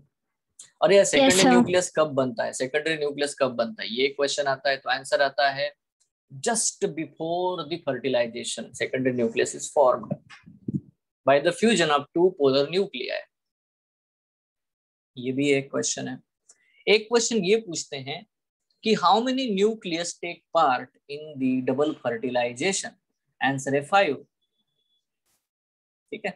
अब आप बोलोगे सेकेंडरी न्यूक्लियस को पकड़ के है ना 2n नहीं, उसको हम सेपरेट सेपरेट ही मानते हैं क्योंकि वो जस्ट बिफोर फर्टिलाइजेशन फ्यूज होता है, ठीक है, वो भी एक पार्ट है फर्टिलाइजेशन का। इसीलिए इसको हम लोग मानते हैं कि कितने इन्वॉल्व होंगे, तो 5 न्यूक्लियस इन्वॉल्व होते हैं, ये लिखना है। 2 मेल गमिट, एक एग सेल और 2 पोलर न्यूक्लिया, ऐसे 5, ठीक है। तो 5 nucleus take part in the double fertilization. Why it is called as double fertilization? Because there is triple fusion and there is a syngamy. Now it's very simple, है ना। Simply बेटा मैं आपसे कुछ क्वेश्चन पूछता हूँ, which of the following is a degenerating nucleus? Answer है vegetative nucleus. आप देखते हो, है ना, मतलब देखो ऐसा है कि दूल्हा और दूल्हे का भाई दोनों ऑटो में बैठ गए, चलो दुल्हन के घर जाना है, बैठ गए ऑटो में, ऑटो आ रहा है आ रहा है आ रहा है आ रहा है आ रहा है, और देख रहे हैं कि जो है ना, जो भी ड्राइवर था ऑटो वाला, बैठते समय वो बहुत अच्छा खासा मोटा है, एकदम बहुत बड़ा है, बट जैसे जैसे ऑटो आगे आगे बढ़ता है ना, वो ड्राइवर का साइज छोटा छोटा होता चला जाता है। और जब बेटा दुल्हन के एकदम घर के पास पहुंचते हैं, जैसे आरती लेके लोग आते हैं, है ना, सिनरजीत ये सहेलियां है उस दुल्हन की, जैसे ही आती है पूजा करती है, ऐसा ऐसा करती है, तो उस समय ये जो ड्राइवर ये है ना, तुरंत डिजेनरेट होता है, गायब हो जाता है, कोई पैसे नहीं देगा किसी को, ऑटो भी फूट जाता है। ऑटो पोलर ट्यूब है, ड्राइवर ट्यूब न्यूक्लियस है, और बेटा मेल गमिट सिंगैमी करने वाला मेन आदमी है, और उसका भाई है ट्रिपल फ्यूजन करने जाता है, वो भी उसमें शादी में जाता है और वहीं पे निपटा के आता है, ठीक है। So that is what the very simple story. ये आपको थोड़ा नॉर्मली समझना है, कोई बहुत बड़ी बात नहीं है इसमें। So question is what is the degenerating nucleus? Answer is tube nucleus is a degenerating nucleus. Is it? Yes, sir. बिल्कुल बढ़िया है। So that is what the point right now. What is a triple fusion then? ये question आएगा।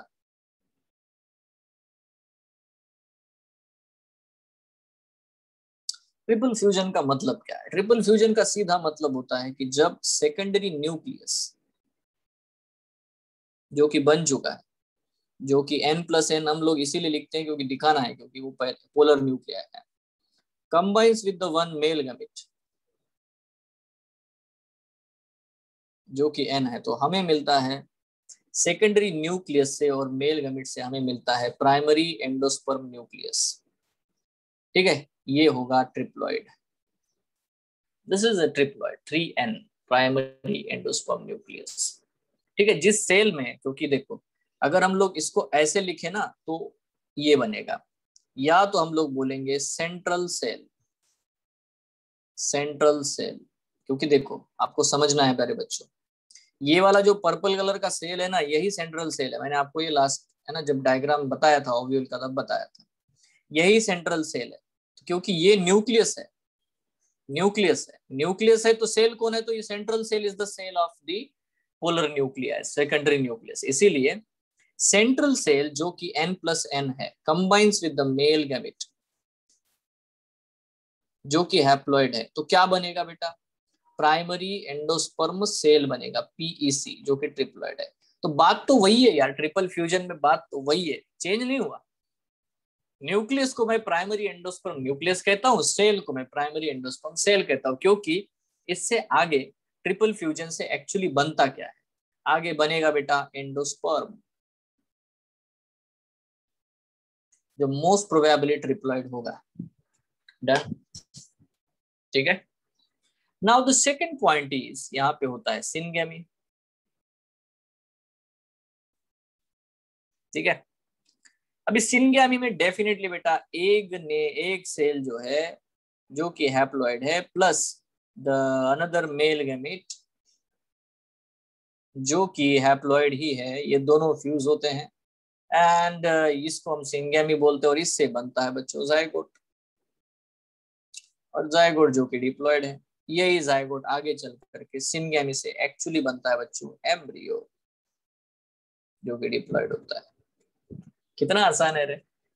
इसको बोलते हैं double fertilisation. ये चीज सिर्फ एंजियोस्पर्म में ही देखने को मिलती है। How many nucleus take part? आप कोई भी चीज ले लो, तो ये 2 न्यूक्लियस है, ये है, तो यहाँ पे 3n, 3 बने, और यहाँ पे 2n है, तो 5 nucleus take part in the double fertilisation.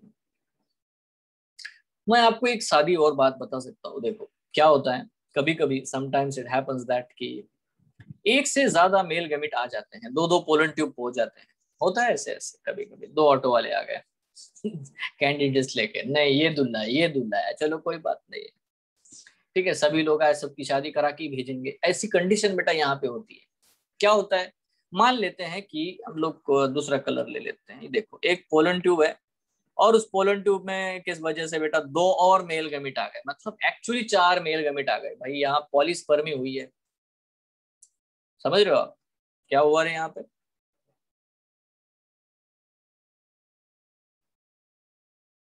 Polyspermy, मुद्दा गड़बड़ा गया यार, चार चार न्यूक्लियस आ गए, चार चार मेल गैमेट, करेंगे क्या, कुछ नहीं, कोई टेंशन नहीं है। ये बाकी दो मेल गैमेट है, इनको उदास नहीं करना है, इनको भी बेटा निपटाओ। तो ये दो दो एंटीपोडल्स होते हैं ना, उनके साथ फ्यूज करा देते हैं, या तो सिनर्जिड जो बचे हैं उनके साथ फ्यूज करा देते हैं।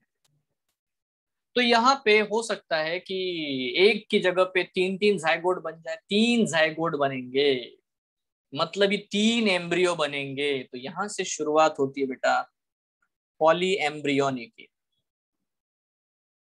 मतलब एक ही सीड में एक से ज्यादा एम्ब्रियो हो सकते हैं। अब ये कंसेप्ट आपके एनसीईआरटी में दिया है, इसको हम बाद में पढ़ने वाले हैं, ठीक है, मैंने जस्ट बता दिया। तो अभी हमारा फोकस होना चाहिए डबल फर्टिलाइजेशन के लिए।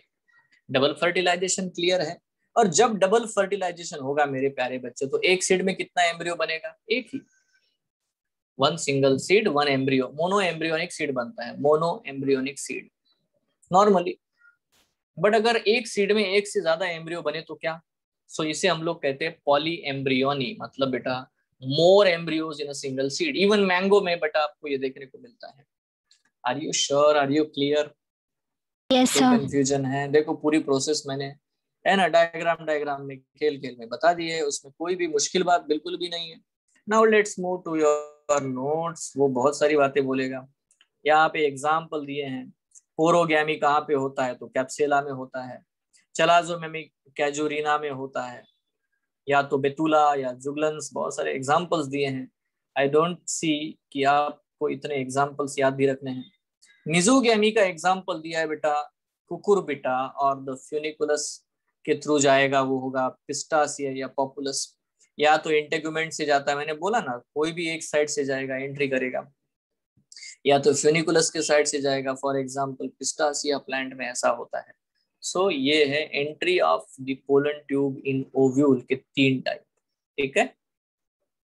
Entry of the pollen tube in embryo sac, definitely beta pollen tube can enter into the ovule through the any passage, but inside embryo sac it enters only through the egg apparatus के through ही entry होगी। So after the entry inside ovule it goes toward the egg apparatus because synergid cells secrete the chemical hormones।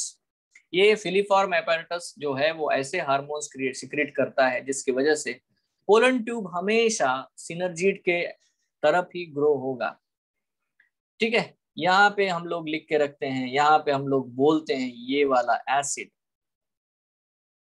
ठीक है, अगर आपको पूछे तो ही लिखना है, कोई बताना है, नहीं तो जरूरत नहीं है। मैलिक एसिड याद रखो। So this malic acid have the contribution, calcium has the contribution, remember, so which attract the growth of the pollen tube. अभी मैंने है ना आपको बताया भी था ना, बोरॉन और कैल्शियम का रोल होता है पोलन ट्यूब की ग्रोथ में, मिनरल न्यूट्रिशन का एक पार्ट हम लोगों ने देखा। It means pollen tube shows, कौन सा मूवमेंट शो करता है, वो केमोट्रोपिक मूवमेंट। डन। सो देखो any one synergid starts degenerating when the pollen tube comes near egg apparatus and the pollen tube enters into the embryo sac through the degenerating synergid। समझ में आया, उसकी entry कहां से होती है, थ्रू द डीजेनरेटिंग सिनर्जिड, और ये लिखा है आपकी एनसीईआरटी में, याद रखो ये पक्का। और उसका प्रॉपर करेक्ट मैकेनिज्म मैंने आपको समझाया है। When the tip of the pollen tube enters into the embryo sac है ना, वेजिटेटिव न्यूक्लियस डीजेनरेट, तो फिर से क्वेश्चन भी पूछा, डीजेनरेटिंग न्यूक्लियस किसे कहते हैं। The tip of the pollen tube swells and burst due to the endosmosis after reaching inside the embryo sac, बराबर है, एम्ब्रियो सैक में जाते ही फट जाता है वहां पे। The pollen tube releases all contents, done, यही सिर्फ बातें हैं बेटा, सेम थिंग्स। ठीक है, अब ये थोड़ा ज्यादा है, जस्ट टू मच है ना। Two dark granules appear in the region of degenerating synergids. These are called as the X bodies, and they are two in number, and both X bodies are formed by the degenerating nucleus of the tube cell and synergid. तो actually क्या होता है, देखो degenerate हो रहा है दो nucleus, synergid जा रहा है बेटा, तो सिनर्जिड का न्यूक्लियस भी तो डीजेनरेट होगा। ठीक है, ट्यूब न्यूक्लियस जो है वो डीजेनरेट हो रहा है, तो ये बेटा दो बॉडीज आपको दिखने को मिलते हैं, इनको हम लोग एक्स बॉडीज बोलते हैं। ठीक है, ये डीजेनरेट हो रहा है, they are ex, they are not, है ना, present. That is what the point we have to understand. पक्का? नाउ ये वही सारी बातें हैं जो अभी मैंने पूरी एक्सप्लेन की है, बस वो लाइन टू लाइन लिखी है। If you read it very carefully तो आपको ये स्टेटमेंट इसमें से याद रखना है, ये वाला, क्योंकि ये है क्वेश्चन आपके लिए कि fertilization takes place twice at a time in angiosperm is called double fertilization. So double fertilization was discovered by the Navaschin in Lilium and Fritillaria plant. मैं आपको क्वेश्चन पूछूं, who discovered the fertilization? बताओ। अभी आप class attend कर रहे हो और आपको मैंने सादा क्वेश्चन पूछा है, who discovered fertilization? साइंटिस्ट का नाम बताओ। बिल्कुल सही, आंसर इज स्ट्रासबर्गर। कौन से प्लांट में? मोनोट्रैपा प्लांट में। ठीक है, आई विल शो यू, यस और नो, अभी तो बताया था, again I will show you. The fusion of male and female gamete is called fertilization, and fertilization was discovered by the Strasburger. Now there is another question, who discovered the double fertilization? एक नहीं तो दो दो होते हैं भाई, ये किसने डिस्कवर किया? तब आता है नेवेस्चिन। ठीक है, इन लीलियम, समझ रहे हो, स्ट्रासबर्गर ने सेंचुरी मारी, नेवेस्चिन ने डबल सेंचुरी मारी। लिलियम और फ्रिटिलेरिया नाम के दो प्लांट्स हैं। ठीक है, इनमें नेवेस्चिन ने डबल फर्टिलाइजेशन एंजियोस्पर्म्स में आपको दिखाया है। पक्का? Now this is very simple, है ना, ये ट्विस्ट है। अब यहाँ पे निगेटिव मार्किंग होने के चांसेस है, बिल्कुल है। ठीक है, double fertilization and triple fusion is the specific और यूनिवर्सल कैरेक्टरिस्टिक ऑफ एंजियोस्पर्म। इतना सादा क्वेश्चन वो पूछते हैं। एंजियोस्पर्म में ये देखने को मिलेगा, जिम्नोस्पर्म ये उधर किसी में ये चीज देखने को मिलती नहीं है। ठीक है, these there are 5 nuclei and 3 gametes participate in double, 3 gamete है, 2 मेल गैमेट और 1 फीमेल गैमेट पार्टिसिपेट करता है। ठीक है, बाकी सारे जो सेल्स हैं, एंटीपोडल सेल, सिनर्जी, सब डिजेनरेट हो जाते हैं। ठीक है, सब डिजेनरेट हो जाते हैं। ठीक है, एंड आगे तो आपको पता है, मैंने ये भी बताया कि इसको हम लोग साइफोनोगैमी कहते हैं, क्योंकि पोलन ट्यूब से नॉन मोटाइल गैमेट जाते हैं। जिम्नोस्पर्म से ये शुरुआत हुई है।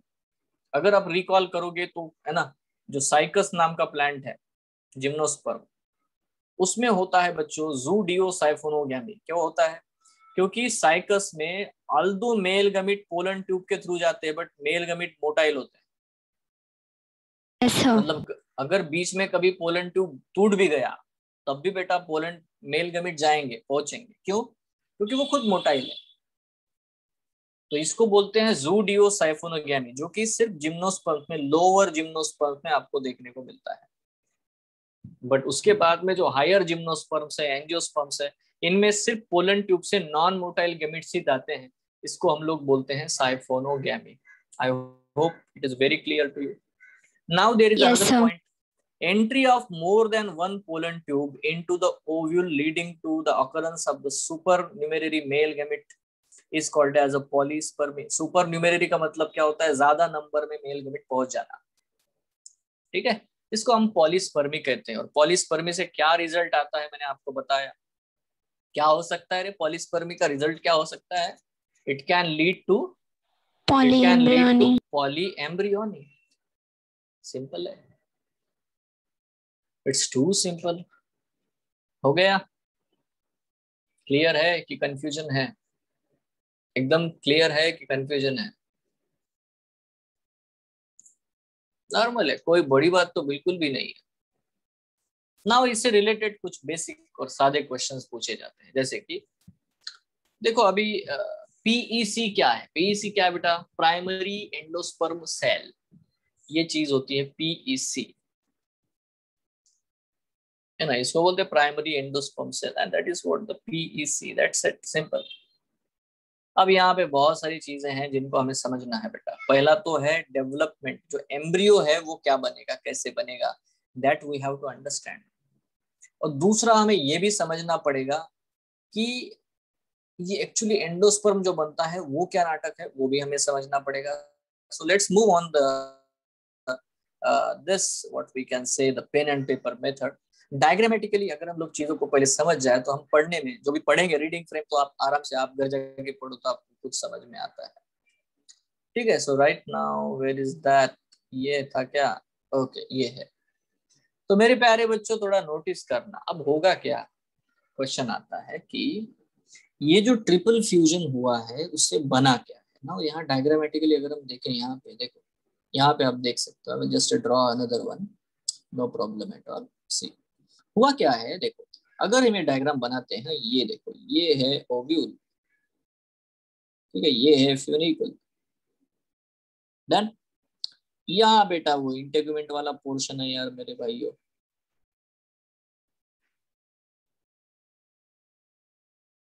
this is integument, this is inner integument, and the things are very clear, done। now what happened, यहाँ पे जो चीज हुई वो बड़ी ही इंपॉर्टेंट है। अब आपको क्या दिखेगा after fertilization, what you will see after fertilization, you will see this one only. आपको बस इतना ही दिखेगा। क्या दिखेगा, देख लो, ये क्या है, ये है जाइगोट, बराबर। ये चीज क्या है बेटा, ये है प्राइमरी एंडोस्पर्म सेल, ठीक है, जो कि जिसके अंदर ट्रिप्लॉइड न्यूक्लियस है, इसलिए 3n है। इस न्यूक्लियस को हम लोग प्राइमरी एंडोस्पर्म न्यूक्लियस कहते हैं, जो इसके अंदर है। इसको मैं अलग कलर से बना देता हूँ, चलो मैंने ऐसा बना दिया, ग्रीन कलर का बना दिया। देखो ये है प्राइमरी एंडोस्पर्म सेल का न्यूक्लियस, है ना। सो प्राइमरी एंडोस्पर्म सेल के अंदर है प्राइमरी एंडोस्पर्म न्यूक्लियस, जो कि ट्रिप्लॉइड है। Is it clear. और एक जायगोट है जो कि एकदम मेगास्पोर के साइड माइक्रोपाइल के एंड की तरफ है, जो कि है बच्चों डिप्लॉइड 2n। नाउ ये सिचुएशन है आफ्टर फर्टिलाइजेशन, क्लियर है। क्या हुआ, एंटीपोडल्स का डिजेनरेट हो गए, क्या हो गया, सिनर्जिड्स का डिजेनरेट हो गए, that's it. Is it clear. अरे Yes, समझ sir. रहे हो ना, बहुत आसान है, कोई बड़ी बात नहीं है। आफ्टर फर्टिलाइजेशन क्या हो सकता है ये हमें पढ़ना है ना। अब देखो यार, हमें क्या पढ़ना है पता है, अभी हमारा जो स्टेप ही है वो है कि आपको सबसे पहले पढ़ना है ये एंडोस्पर्म करता क्या है। देखो एंडोस्पर्म नरिशमेंट देगा किसको, जाइगोट को, डेवलपिंग एम्ब्रियो को। एम्ब्रियो जो डेवलप होगा उसको खाना पीना देगा यार, पहुंचाएगा। ये काम है एंडोस्पर्म का। तो पहले कौन बनना चाहिए, आपके आप में से कितने लोग लॉजिक लगा सकते हैं, पहले मेहमान आए कि पहले खाना बना दो। अगर पहले से तैयारी करो अच्छा सा सारा, नहीं भी खाना बना के रखो तो पहले सामान तो लाके रखो, करेक्ट है कि नहीं। एम्ब्रियो डेवलप होने वाला है, तो बेटा डेवलपिंग एम्ब्रियो को आपको बेटा पहले से ही नरिशमेंट की तैयारी करनी पड़ेगी। तो सबसे पहले आपको यह समझना है कि इसमें से पहले एंडोस्पर्म तेजी से डिवाइड होगा, एंडोस्पर्म पहले बनेगा। इससे क्या बनेगा बेटा, ट्रिप्लॉइड एंडोस्पर्म पहले बनेगा। इसके पास ऐसा ही मैकेनिज्म होना चाहिए कि ये इसकी स्पीड बहुत ज्यादा रहे डेवलपमेंट की, बहुत तेजी से एंडोस्पर्म बनना चाहिए, क्योंकि एम्ब्रियो भी जब डेवलपमेंट करना शुरू करेगा तो उसको खाने की कमी नहीं होनी चाहिए। ठीक है, तो यहाँ मजेदार बात क्या होती है, सर फिर एंडोस्पर्म को कौन खाना देगा, वो भी तो डेवलप हो रहा है, उसको कौन। तो बेटा सिंपल है, इसके आजू बाजू में अगर आप लोग देखो तो कुछ सेल्स है जिनको हम लोग बोलते हैं, ये वाला एरिया जो है बेटा, ये वाला पूरा एरिया क्या है, ये क्या है, ये है Nucellus. Nucellus.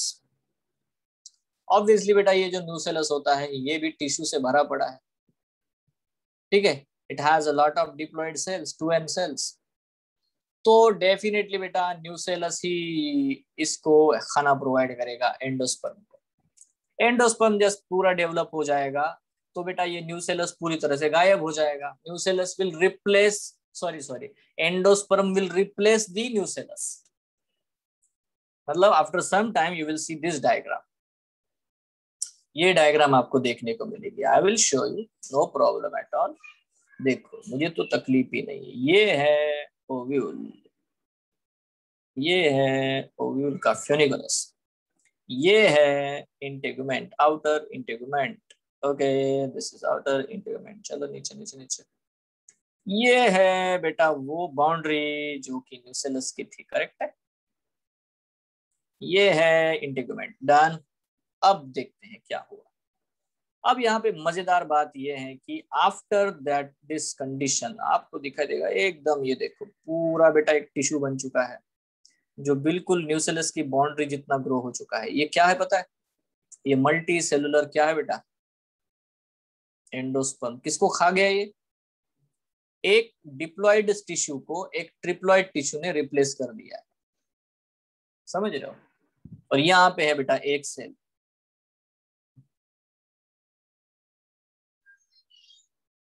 Are you clear?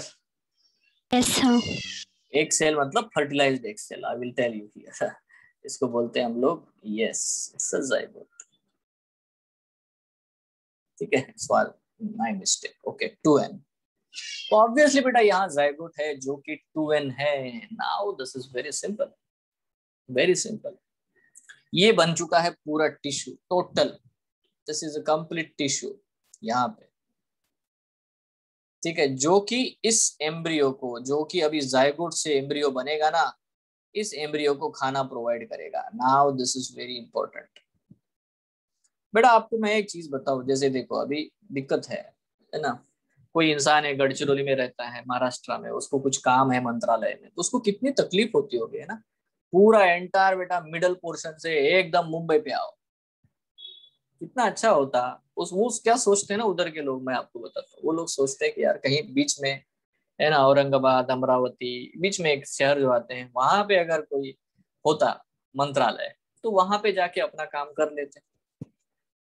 समझ रहे हो, ये इनकी सोच है।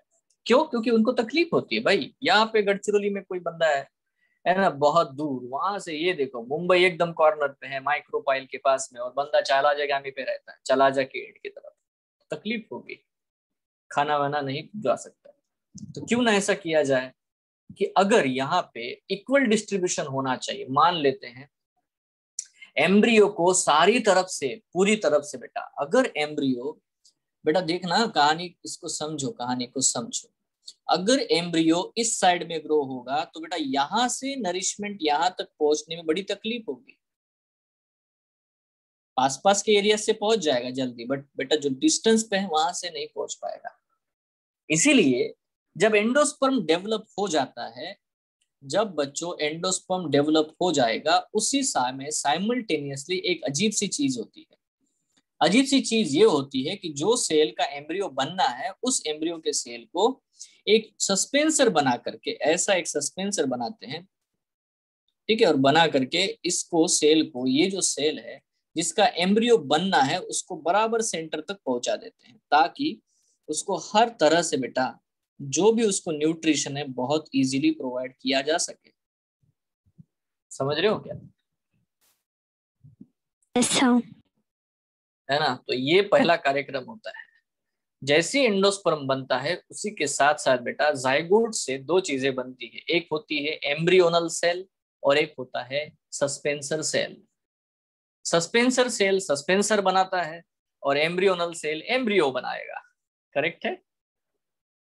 Yes sir. I again repeat, जैसे ही एंडोस्पर्म बनेगा, एंडोस्पर्म के बिल्कुल सेंटर में बेटा इसको पहुंचाना पड़ेगा एम्ब्रियो को।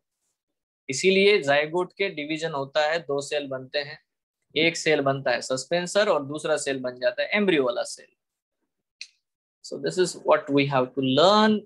ठीक है, तो सबसे पहले हमारा फोकस होगा मेरे प्यारे बच्चों, एंडोस्पर्म के क्या क्या टाइप है, वो कैसे कैसे डेवलप होता है, ये पहले हमें पढ़ना है। उसके बाद में हम लोग पढ़ेंगे कि जाइगोट से एम्ब्रियो कैसे बनता है। अब एम्ब्रियो दो प्रकार के हो सकते हैं, डाइकॉट में अलग और मोनोकॉट प्लांट में अलग प्रकार का डेवलपमेंट आपको देखने को मिलेगा।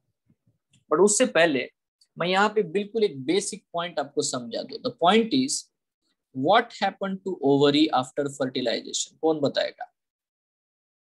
It will convert into the fruit. What happened to the ovule? Ovule को बाद में हम लोग क्या बोलते हैं? Seed. So answer is it will be seed. Now what happens to the outer integument?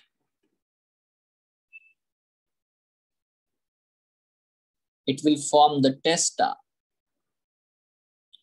hard seed coat. What happens to the inner integument?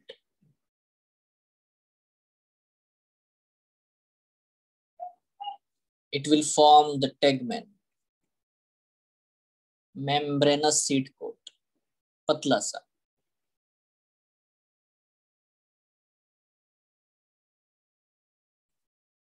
Okay, sir, what happens to the zygote? It's very simple. Zygote से बनता है Embryo. Next, what happens to the primary endosperm cell?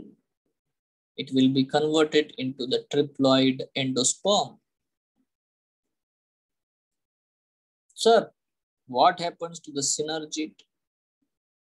Answer, degenerate. Sir, what happens to the antipodal cells? Answer, degenerate. This is very crucial, very important. Okay. Now there is another question. Sir, what happens to the micropyle?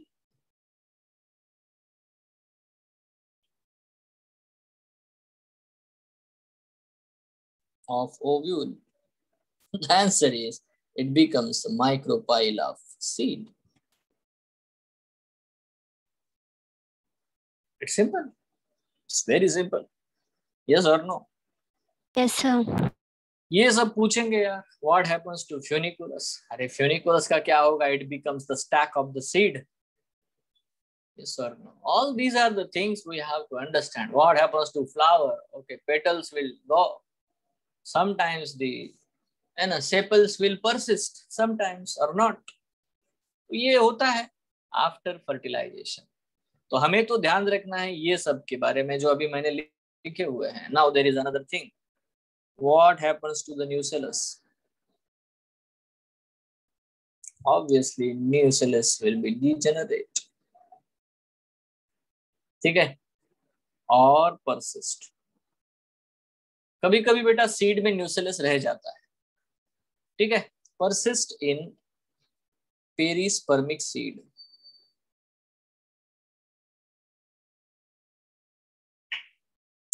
तो perispermic seed जो होते हैं जैसे black pepper is an example, इनके case में क्या है, nucellus रह जाता है. Nucellus will remain. Okay, so this is very simple, very normal point. ज्यादा बड़ी बात नहीं है, आसान है, बिल्कुल इजी है, बिल्कुल सिंपल है. पक्का. बट हमें हमेशा ये ध्यान रखना है कि embryo is always diploid if the plants were diploid. And endosperm is always triploid if the plants were triploid. Yes, if the plants are diploid. Now on that basis they will ask this type of the questions. क्या question होता है? For example, the question is a tetraploid male plant crossed with a diploid female plant. Now, what is the ploidy? What will be the ploidy of pila? What will be the ploidy of the zygote? Or what will be the ploidy of the endosperm? Yes, very simple. Zygote की ploidy क्या होगी या endosperm की ploidy क्या होगी, या even what will be the ploidy of the antipodal cell? Yes, what will be the ploidy of the antipodal cell? Yes or no? ऐसे questions आते हैं.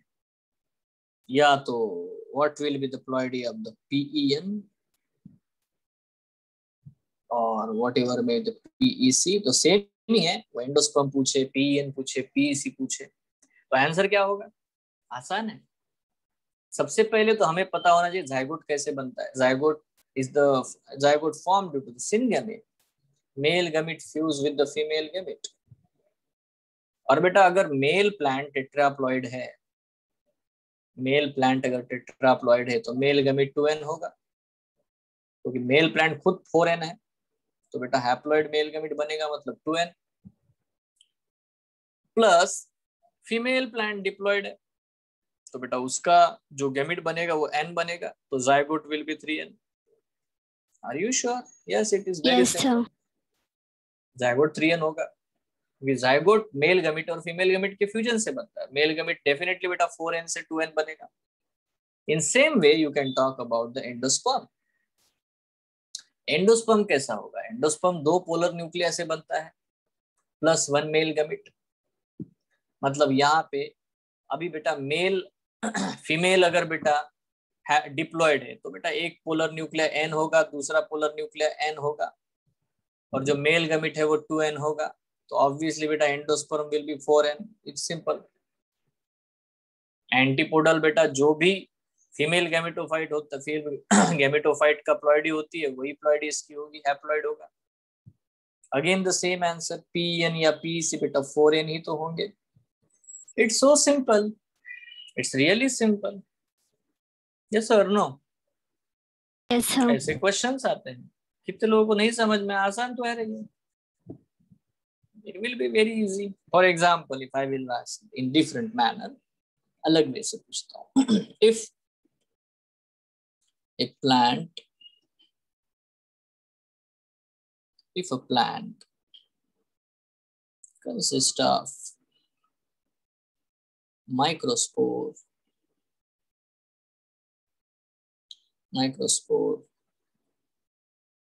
with 5 aneuploidy crossed with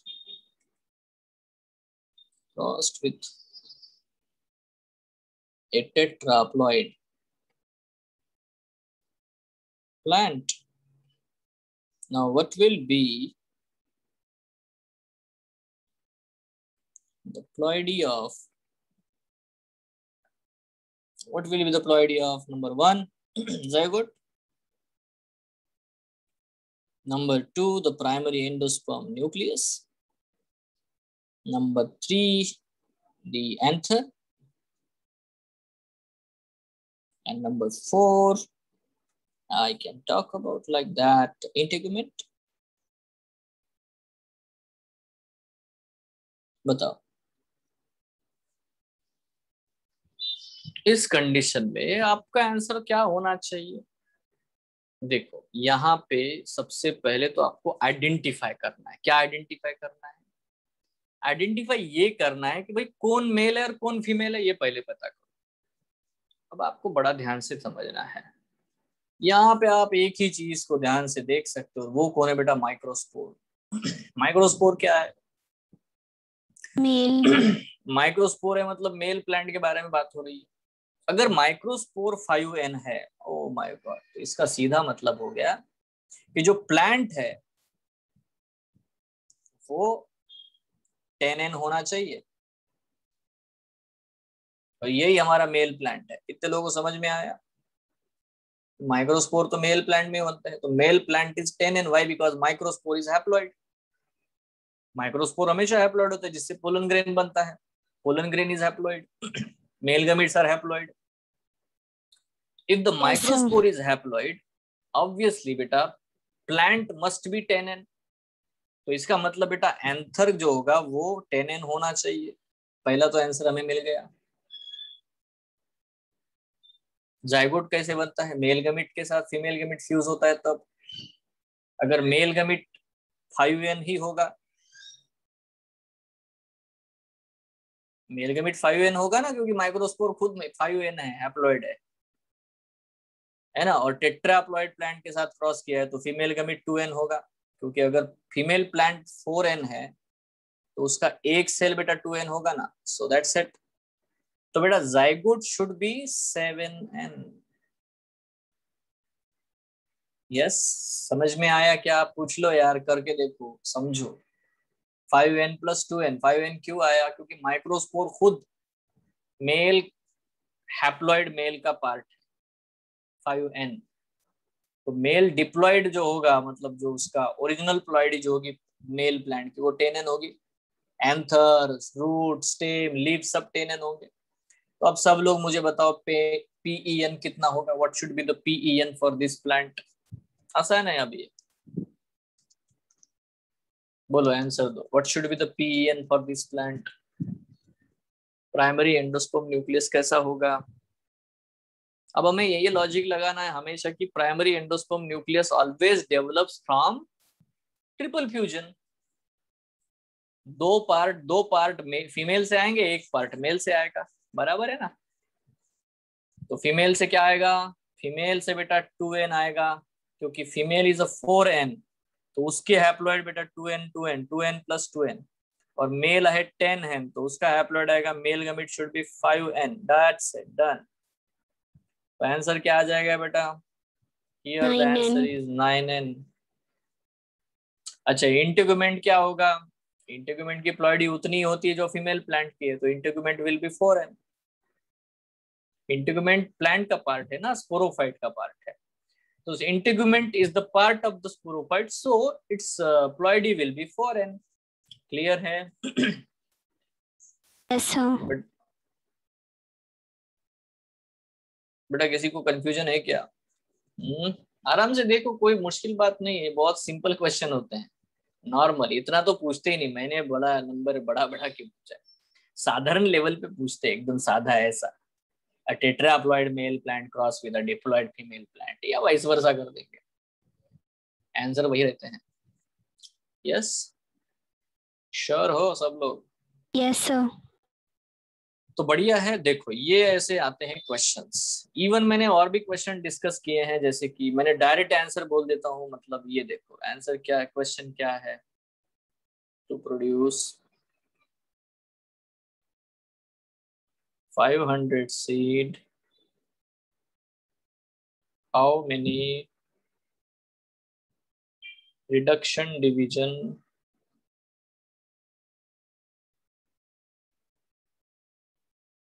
are required? बोलो,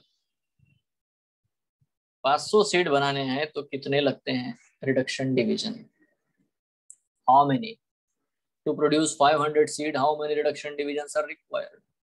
अब इसको मैंने सॉल्व करके दिखाया था, अगर आपको याद हो तो। किया था कि नहीं? Yes, sir. अब इसको ये भी बता के रखा कि आप ये तो पहले याद रखो कि to produce 100 seed you need 125 reductions.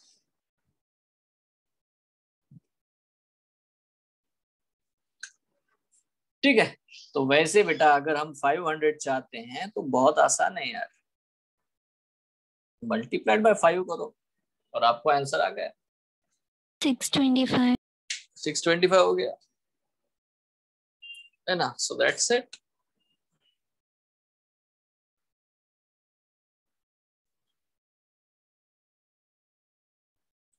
Okay, so in this way you all have to solve this type of the questions. आसान है, एक सादा बेसिक है। 100 सीड के लिए 125 रिडक्शन लगते हैं, मैंने ये पहले भी समझाया है ना? सो इसीलिए यहाँ पे आसानी से आप जवाब दे सकते हो, इसमें कोई भी ऐसी दिक्कत वाली बात नहीं होनी चाहिए। अगर है तो अभी आपके पास टाइम है, आप पूछ लो, सर बताओ ऐसा क्वेश्चन है, ये है, या कुछ भी आप लो। You have time, you can ask, you have mic, you can unmute, you can ask, you can even write down in the chat section. I will explain, no problem at all. Yes, but I hope if you are not saying anything, that means you are clear about it. Okay, बहुत बढ़िया है, चलो सही है। So right now हमारा focus क्या है बेटा? In the development of endosperm. Endosperm 3 प्रकार से बन सकता है। हम लोग पोस्ट फर्टिलाइजेशन चेंजेस को पढ़ रहे हैं, है ना? एंडोस्पर्म जो है 3 डिफरेंट वे से बन सकता है। नाउ यार ये एंडोस्पर्म अगर 3 डिफरेंट वे से बन सकता है तो क्या क्या वेज है? So let's understand this. चलो पढ़ते हैं, ठीक है? अरे यार मैं क्यों वापस चला गया? तो हाँ, यहाँ पे आते हैं। तो मेरे प्यारे बच्चों, यहाँ पे आता है सबसे पहली चीज, उसको बोलते हैं हम लोग डेवलपमेंट ऑफ एंडोस्पर्म। आपको पता हो गया मैंने क्या बताया, एंडोस्पर्म को पहले पढ़ना है। So first of all, endosperms develop from the primary endosperm nucleus, PEN. After fertilization, which stores food materials and it is utilized by the embryo during the early development. And after that time of seed germination, food is present in the form of starch in endosperm. And the endosperm is a 3 types. अब यहाँ पे 3 अलग अलग type बेटा हमें endosperm के देखने हैं। बाकी सारे डायलॉग मैं पहले ही आपको चिपका चुका हूँ, ठीक है। एक यहाँ पे एक्स्ट्रा डायलॉग है कि एंडोस्पर्म में स्टार्च जो है स्टोर होता है, food is stored in the form of the starch. Right now यहाँ से जो चैप्टर है थोड़ा डिफिकल्ट हो जाता है ना, एम्ब्रियो का डेवलपमेंट एंड देन जो भी एपोमिक्टिक एम्ब्रियो का डेवलपमेंट, वहां पे बेटा डिफिकल्टी आती है। सो आई विल सजेस्ट कि ज्यादा फोकस की जरूरत है बेटा अभी। नाउ देखो न्यूक्लियर एंडोस्पर्म क्या है। न्यूक्लियर एंडोस्पर्म पहला टाइप। दूसरा टाइप होता है बेटा सेल्यूलर एंडोस्पर्म। और मेरे प्यारे बच्चों तीसरा टाइप है helobial endosperm. So let's understand one by one. देखो न्यूक्लियर एंडोस्पर्म में होता क्या है, जो आपका पीईएन है, प्राइमरी एंडोस्पर्म न्यूक्लियस, वो बड़ी तेजी से बेटा न्यूक्लियस के डिवीजन करना शुरू करता था। सिर्फ न्यूक्लियस कैरियोकाइनेसिस करता है, साइटोकाइनेसिस होता ही नहीं है। बड़ी ही तेजी से बेटा पूरा जो सेंट्रल सेल है उसमें है ना बहुत सारे न्यूक्लियस ही न्यूक्लियस हो जाते हैं। That means central cell become multi nucleated. और आपको देखने को मिलता है फ्री न्यूक्लियर डिवीजन। क्या देखने को मिलेगा? Free nuclear division. न्यूक्लियस बड़ी तेजी से डिवाइड होता है यार, खतरनाक तरीके से, ठीक है। तो देखो this type of endosperm mostly found in dicot. Dicotyl जो प्लांट है उनमें आपको ये देखने को मिलता है, कैप्सुला में आपको ये चीज देखने को मिलती है। And such type of endosperm develops by free nuclear division. इसको हम लोग बोलते हैं प्यारे बच्चों फ्री न्यूक्लियर डिवीजन।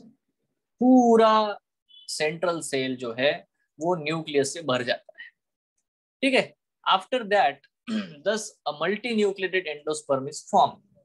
थोड़ी देर बाद में बेटा है ना साइटोकाइनेसिस शुरू हो जाता है और धीरे धीरे धीरे धीरे सेलुलर एंडोस्पर्म बनता है। बट पहले वो हमेशा मल्टी है ना न्यूक्लियर एम्ब्रियो एंडोस्पर्म रहेगा, नॉट एम्ब्रियो, ठीक है। So that is what the point we have to understand. पहले फ्री न्यूक्लियर डिवीजन होगा, ठीक है। अभी एक एग्जांपल यहाँ पे दिया हुआ है, उन्होंने लिखा है कि this type of endosperm is the most common. अब ये क्वेश्चन आएगा नीट में कि सबसे ज्यादा बेटा कौन से टाइप का एंडोस्पर्म आपको देखने को मिलता है, मोस्ट कॉमन एंडोस्पर्म टाइप। तो आपको आंसर देना है सर न्यूक्लियर जो एंडोस्पर्म होता है वो सबसे ज्यादा देखने को मिलता है। मैं पूछूंगा भाई न्यूक्लियर का क्या मतलब है? सर इसमें है ना पहले सिर्फ न्यूक्लियस ही डिवाइड होता है, इतने तेजी से डिवाइड होता है ताकि सेल डिवाइड करो फिर टिश्यू बनाओ, ये नाटक नहीं रहेगा। पहले तो न्यूक्लियस बना लो फिर बाद में सेल बनाते रहेंगे, सारे न्यूक्लियस मिलकर सेल्स बनाएंगे, ठीक है। तो इजीली जल्दी जल्दी हो जाएगा क्योंकि ये जल्दी से एम्ब्रियो को खाना देना है, ठीक है, तो तुरंत करना है काम, तो इसीलिए ये जल्दी होता है, इसीलिए मोस्ट कॉमन है बेटा एंजियोस्पर्म्स में ये। क्लियर है? नाउ आपने बेटा जरूर कोकोनट मिल्क जो है कोकोनट नारियल पानी पिया होगा। ये क्या है पता है? अरे कोकोनट के अंदर जो पानी होता है the milky fluid is found in green coconut is an example of the nuclear endosperm. अब ये क्वेश्चन भी बिल्कुल बेटा एक्सपेक्टेड क्वेश्चन है इन नीट कि जो लिक्विड वाटर जो आप पीते हो, नारियल पानी या जो आप मिल्क बोल रहे हो, वो क्या चीज है भाई? तो आंसर आपको लिखना है it is a nuclear endosperm. Clear है? इसको हम Yes, लिक्विड sir. सिंसाइशियम भी बोलते हैं। सिंसाइशियम ये शब्द अगर मैंने आपको समझाया होगा, सिंसाइशियम का मतलब ही होता है बेटा जिसमें बहुत सारे मल्टी न्यूक्लिएटेड कंडीशन होती है, that is called as what the syncytium. Syncytium का मतलब ही होता है multi nucleated condition. It's simple. Now there is a one plant melastoma, cytokinesis never takes place. कभी होता ही नहीं है उसमें cytokinesis, never takes place, so that it always remains nuclear endosperm. So the see very simple है, nuclear endosperm most commonly पाया जाएगा। Most probable questions, which of the following endosperm is most common in angiosperms? The answer is nuclear endosperm. There is a next most probable question. Milk, coconut milk or the water, ये क्या चीज है? तो आपको लिखना पड़ेगा sir it is a liquid endosperm और it is a nuclear endosperm. Sure है? Yes, समझ रहे sir. हो? वो पूछेंगे आपसे कि है ना ये कैसे बनता है, तो आपको आंसर देना पड़ेगा by free nuclear division. It's simple. पक्का? यस। राइट नाउ सी, अब हम लोग यहाँ पे बेटा आते हैं सिंपली सी, यहाँ पे दूसरा टाइप देखते हैं, सेलुलर एंडोस्पर्म। ठीक है, आप ये डायग्राम देख सकते हो। इस डायग्राम में बिल्कुल क्लियरली आपको दिखाई देता है किस तरह से यहाँ पे बेटा ये आपका PEN है, प्राइमरी एंडोस्पर्म न्यूक्लियस, और ये PEN बेटा फटाफट डिवाइड होने लग जाता है तो बहुत सारे न्यूक्लियस बना लेता है। यहाँ पे उसने सेंट्रल वैक्यूल बना दिया और उसके आजू बाजू में आप देख रहे हो कितने सारे बेटा न्यूक्लियस बन गए हैं, यू कैन सी। ठीक है, just you can C, but आप साइमल्टेनियसली देख पा रहे हो। ये देखो ये एम्ब्रियो है माइक्रोपाइल के एंड की तरफ। ठीक है, एंटीपोडल थोड़े इनिशियल दिखाई दे रहे बट बाद में गायब हो गए। देखो ये एम्ब्रियो धीरे धीरे ग्रो हो रहा है, तो नीचे उतर रहा है, वो नीचे आ रहा है, अभी एंडोस्पर्म के सेंटर की तरफ आ रहा है। ठीक है, बाद में आपको दिखाई देगा कि सेलुलर एंडोस्पर्म बन जाता है और धीरे धीरे बेटा ये एम्ब्रियो नीचे आने की कोशिश करेगा, सेंटर में आएगा। इसको हम लोग बोलते हैं बच्चों न्यूक्लियर टाइप। पक्का है ना? Yes, sir. इस डायग्राम में बस इतना किया है कि माइक्रोपाइल को ऊपर दिया है और चलाजा को नीचे, है ना। ना सेलुलर एंडोस्पर्म क्या होता है? बहुत आसान है बेटा, ये गैमोपेटैली जो प्लांट्स होते हैं उनमें आपको देखने को मिलेगा। This type of endosperm is found in the gamopetalae. During the development, each division of primary endosperm nucleus is followed by the cytokinesis. मतलब यहाँ पे बड़ा ही सिंपल है। देखो ये एक न्यूक्लियस था 3N, जैसे ही दो न्यूक्लियस बन गए दो सेल बन गए। करेक्ट है? अगेन जैसे बेटा ये देखो जितने न्यूक्लियस बने उतने सेल भी बन रहे, तुरंत हो रहा है ये। और बाद में एग्जैक्टली पूरा बेटा सेलुलर एंडोस्पर्म जो बन जाता है। मतलब यहाँ पे karyokinesis is followed by the cytokinesis. यहाँ पे बेटा न्यूक्लियर एंडोस्पर्म में karyokinesis is not followed by the cytokinesis. Word समझ में आते हैं ना? सिर्फ यहाँ पे कैरियोकाइनेसिस होता है बट साइटोकाइनेसिस नहीं होता। ठीक है, यहाँ पे and then you can see here, you know, in cellular endosperm very clearly you can see that कि चलो डायरेक्ट बेटा cellular endosperm बनता चला जा रहा है। इट्स सिंपल है ना। ये कहाँ पे देखने को मिलेगा? है ना, petunia, sunflower, these are the examples। अच्छा, एक तीसरा भी टाइप है। थर्ड टाइप क्या है? थर्ड टाइप यहाँ पे देखो again you can see this is है ना M and C here, that is what the micropylar and chalazal end। Micropyle को ऊपर दिया गया है। Now here there is a halobial endosperm। ये क्या होता है? इसमें थोड़ा सा अलग सिचुएशन है। आप देख पा रहे होगे, पहले ये देखो ये एंडोस्पर्म आपको दिखाई दे रहा है। ठीक है, यहाँ पे जो है पहले तो एंडोस्पर्म दिखाई दे रहा है। नाउ यू कैन सी कि पहला जो बेटा डिवीजन हुआ है इसमें साइटोकाइनेसिस होता जरूर है बेटा, अनइक्वल हो जाता है। आप देख रहे हो एक सेल बड़ा बना एक सेल छोटा। The first cytokinesis is unequal. Can you differentiate between this one? यहाँ पे आप देखो तो इट्स इक्वल वन, बराबर है। दो सेल जो बने वो इक्वल साइज के बने। यहाँ पे आप देखोगे ना, यहाँ जो दो सेल बन रहे हैं बेटा वो अनइक्वल है। These are the both the cells are unequal. I hope it is very clear. Helobial endosperm में बाद में एक बड़ी अजीब सी बात होती है। वो क्या होती है? देखो हेलोबियल एंडोस्पर्म में बाद में जो बात होती है वो होती है कि बाद में वो न्यूक्लियर टाइप का हो जाता है। पहले बेटा वो फर्स्ट डिवीजन न्यूक्लियस का karyokinesis is followed by the cytokinesis. That is also unequal division. But later on it is suddenly बेटा पूरा जो है फ्री न्यूक्लियर डिवीजन करना शुरू कर देता है। क्वेश्चन है कि लार्जर सेल कौन से साइड में होगा? क्वेश्चन है exactly smaller cell will toward with the chalazal end। So during the development of this type of endosperm, the first division of primary endosperm nucleus is followed by unequal cytokinesis so that two unequal size cells are formed. Cell toward the micropyle is larger. Now this is a possible question in NEET. अब ये कहाँ पे देखने को मिलता है? देखो ये कुछ ही प्लांट्स में देखने को मिलता है. This type of endosperm is found in the हेलोबियल्स, ये ऑर्डर है, मोनोकॉट्स, उनमें ही ये देखने को मिलता है. ठीक है, इसको इंटरमीडिएट टाइप ऑफ एंडोस्पर्म बोलते हैं. सो पॉसिबल क्वेश्चंस आपको समझ में आ चुके हैं. बहुत ही नॉर्मल है, बहुत ही सिंपल चीज है, इसमें कोई भी मतलब बुरी बात नहीं है. इसको अंडरस्टैंड करने में कोई बड़ी बात नहीं है, कोई सिंपल, बिल्कुल सिंपल बेटा. So can I ask you question, simple questions? how many types of the endosperms are there? The answer is 3, है ना? What are the 3 different types of the endosperms? One is the nuclear type, one is the cellular type, and one is the halobial type. ठीक है. What is the most common type of the endosperm in angiosperm? Answer is what? The nuclear type. endosperm.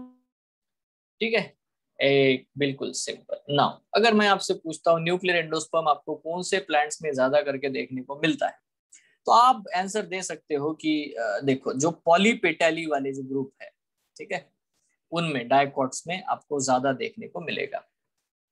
Cellular type आपको गैमोपेटैली जो group है उनमें आपको ज्यादा देखने को मिलेगा. और हेलोबियल टाइप एक स्पेशल केस है जो कि आपको मोनोकॉट्स में देखने को मिलता है. हेलोबियल्स ये जो ऑर्डर है उसमें इसको पहली बार डिस्कवर भी किया था, इसीलिए इसको हम लोग हेलोबियल एंडोस्पर्म बोलते हैं. ठीक है. अनइक्वल डिवीजन होगा, larger cell will be toward the micropyle. एक बार बेटा साइटोकाइनेसिस होने के बाद में फिर ये बहुत तेजी से फिर से प्री न्यूक्लियर डिवीजन करता है. और अल्टीमेटली देखो सबका रिजल्ट जो आएगा वो ऑलवेज यही आता है कि सेलुलर एंडोस्पर्म ही बनेगा, बट क्योंकि उसको जल्दी जल्दी काम करना होता है. नाउ देखो यहाँ पे कुछ और भी पॉइंट है, जैसे कि after the observation of first 2 divisions of primary endosperm nucleus, endosperm can be identified whether it would be nuclear cellular endosperm. आपको पहले ही डिवीजन में समझ में आएगा. और न्यूक्लियस हो गया डिवाइड, और न्यूक्लियस डिवाइड होने के बाद में फिर से न्यूक्लियस ही डिवाइड हो रहा है, सेल डिवाइड ही नहीं हो रहा है, तो आपको समझ जाओ कि ये न्यूक्लियर एंडोस्पर्म है. ये सिंपल है. Endosperm is absent in some of angiosperms. अभी कुछ प्लांट्स है जिनमें एंडोस्पर्म होता ही नहीं है, जैसे ऑर्किडेसी है, पोडोस्टेमियासी है, ट्रैपेसी है. Exceptionally some of the plants have a diploid endosperm. अब ये डिप्लॉयड एंडोस्पर्म क्यों बनता है ये लास्ट क्लास में मैंने समझाया था. उसके पास पोलर न्यूक्लियस एक ही होता है ना, ऑनग्रेड टाइप वगैरह जो हम लोगों ने पढ़े थे. Yes sir. Instead of triploid such an, है ना, ओएनोथेरा टाइप जो होते हैं, ठीक है, वो है. मेज and tomato have a Mosaic endosperm. ये एक बड़ा सा अजीब सा पॉइंट है, मोजाइक एंडोस्पर्म. मोजाइक है ना, मेज और टोमेटो जो है इनमें जो एंडोस्पर्म बनता है उसको हम लोग बोलते हैं mosaic endosperm, in which the patches of different colours are present. मतलब जब भी एंडोस्पर्म बनेगा, मतलब एंडोस्पर्म बनेगा तो उसमें है ना आपको अलग अलग कलर देखने को मिलेंगे. ये यहाँ पे कलर है तो यहाँ पे अलग कलर है, इस तरह से बेटा यहाँ पे वो आपको जो है कलर पैटर्न्स आपको देखने को मिलते हैं. ठीक है, इन द एंडोस्पर्म. ये आपको मेज में बहुत देखने को मिलेगा. मेज के केस में यू विल सी देम, ठीक है, you will find different colour patches in the same endosperm. ठीक है, तो इसको हम लोग बोलते हैं बेटा मोजाइक पैटर्न. क्या बोलते हैं इसको हम लोग? Mosaic.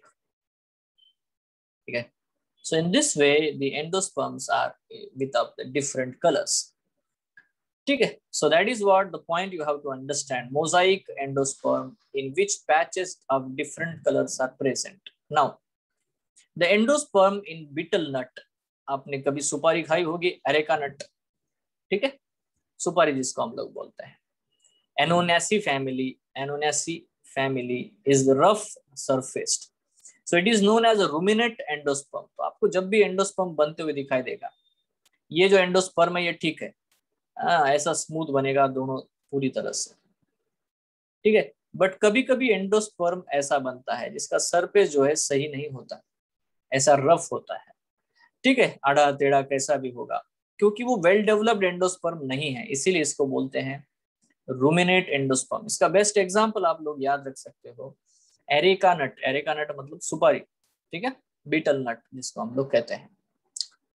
Now The drinking portion in nuclear endosperm and edible portion is a cellular endosperm in coconut. तो कभी भी आप लोगों ने नारियल खाया होगा, नारियल का जो मलाई आती है या खोबरा जिसको बोलते हैं, तो खोबरा हमेशा पेरीफेरी पे होता है और लिक्विड पानी जो है बेटा सेंटर में होता है, ठीक है। तो खोबरा जो है डेफिनेटली बेटा सेलुलर एंडोस्पर्म होता है, और जो बीच में पानी होता है liquid, that is a nuclear endosperm, ठीक है। तो ये एक आपको क्वेश्चन आता है। नाउ यहाँ पे दो चीजें मैं आपको बताऊंगा, एक होता है जेनिया और दूसरा होता है बेटा मेटाजेनिया, ठीक है। ये दो टर्मिनोलॉजीज है। क्या बेटा, क्या बोला मैंने? जेनिया एंड द मेटाजेनिया। अब ये क्या चीज होती है, कोई बताएगा? किसी को पता है क्या होता है भाई जेनिया and मेटाजेनिया?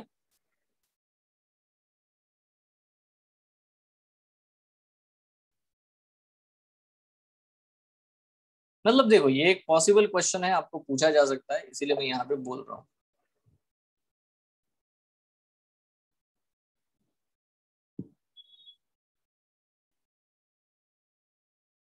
Anyone can tell me. देखो यहाँ पे बहुत सिंपल है। देखो जो एम्ब्रियो सैक बन रहा है, सॉरी जो एंडोस्पर्म बन रहा है एम्ब्रियो सैक से, ठीक है, उसका डेवलपमेंट जो है it is affected by the pollen grain also. जो भी कलर आ रहे हैं ना, ये इस तरह से डिफरेंट डिफरेंट कलर क्यों आ रहा है, तो इसमें इफेक्ट है बेटा पोलन ग्रेन का।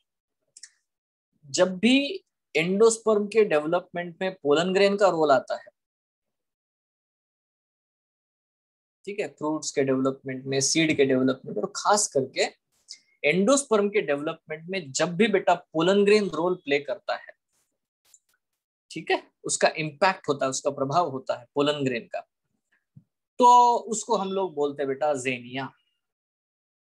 उसे हम लोग क्या कहते हैं? जेनिया, ठीक है। You can write down also.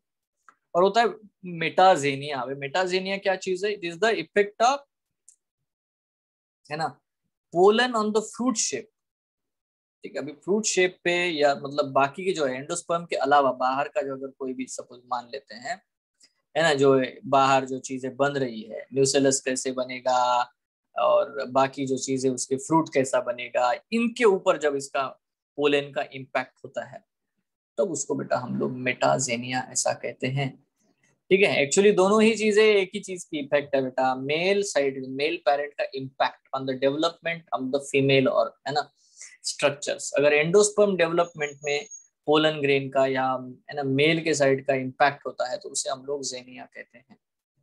Is it clear? Yes. Yes, sir.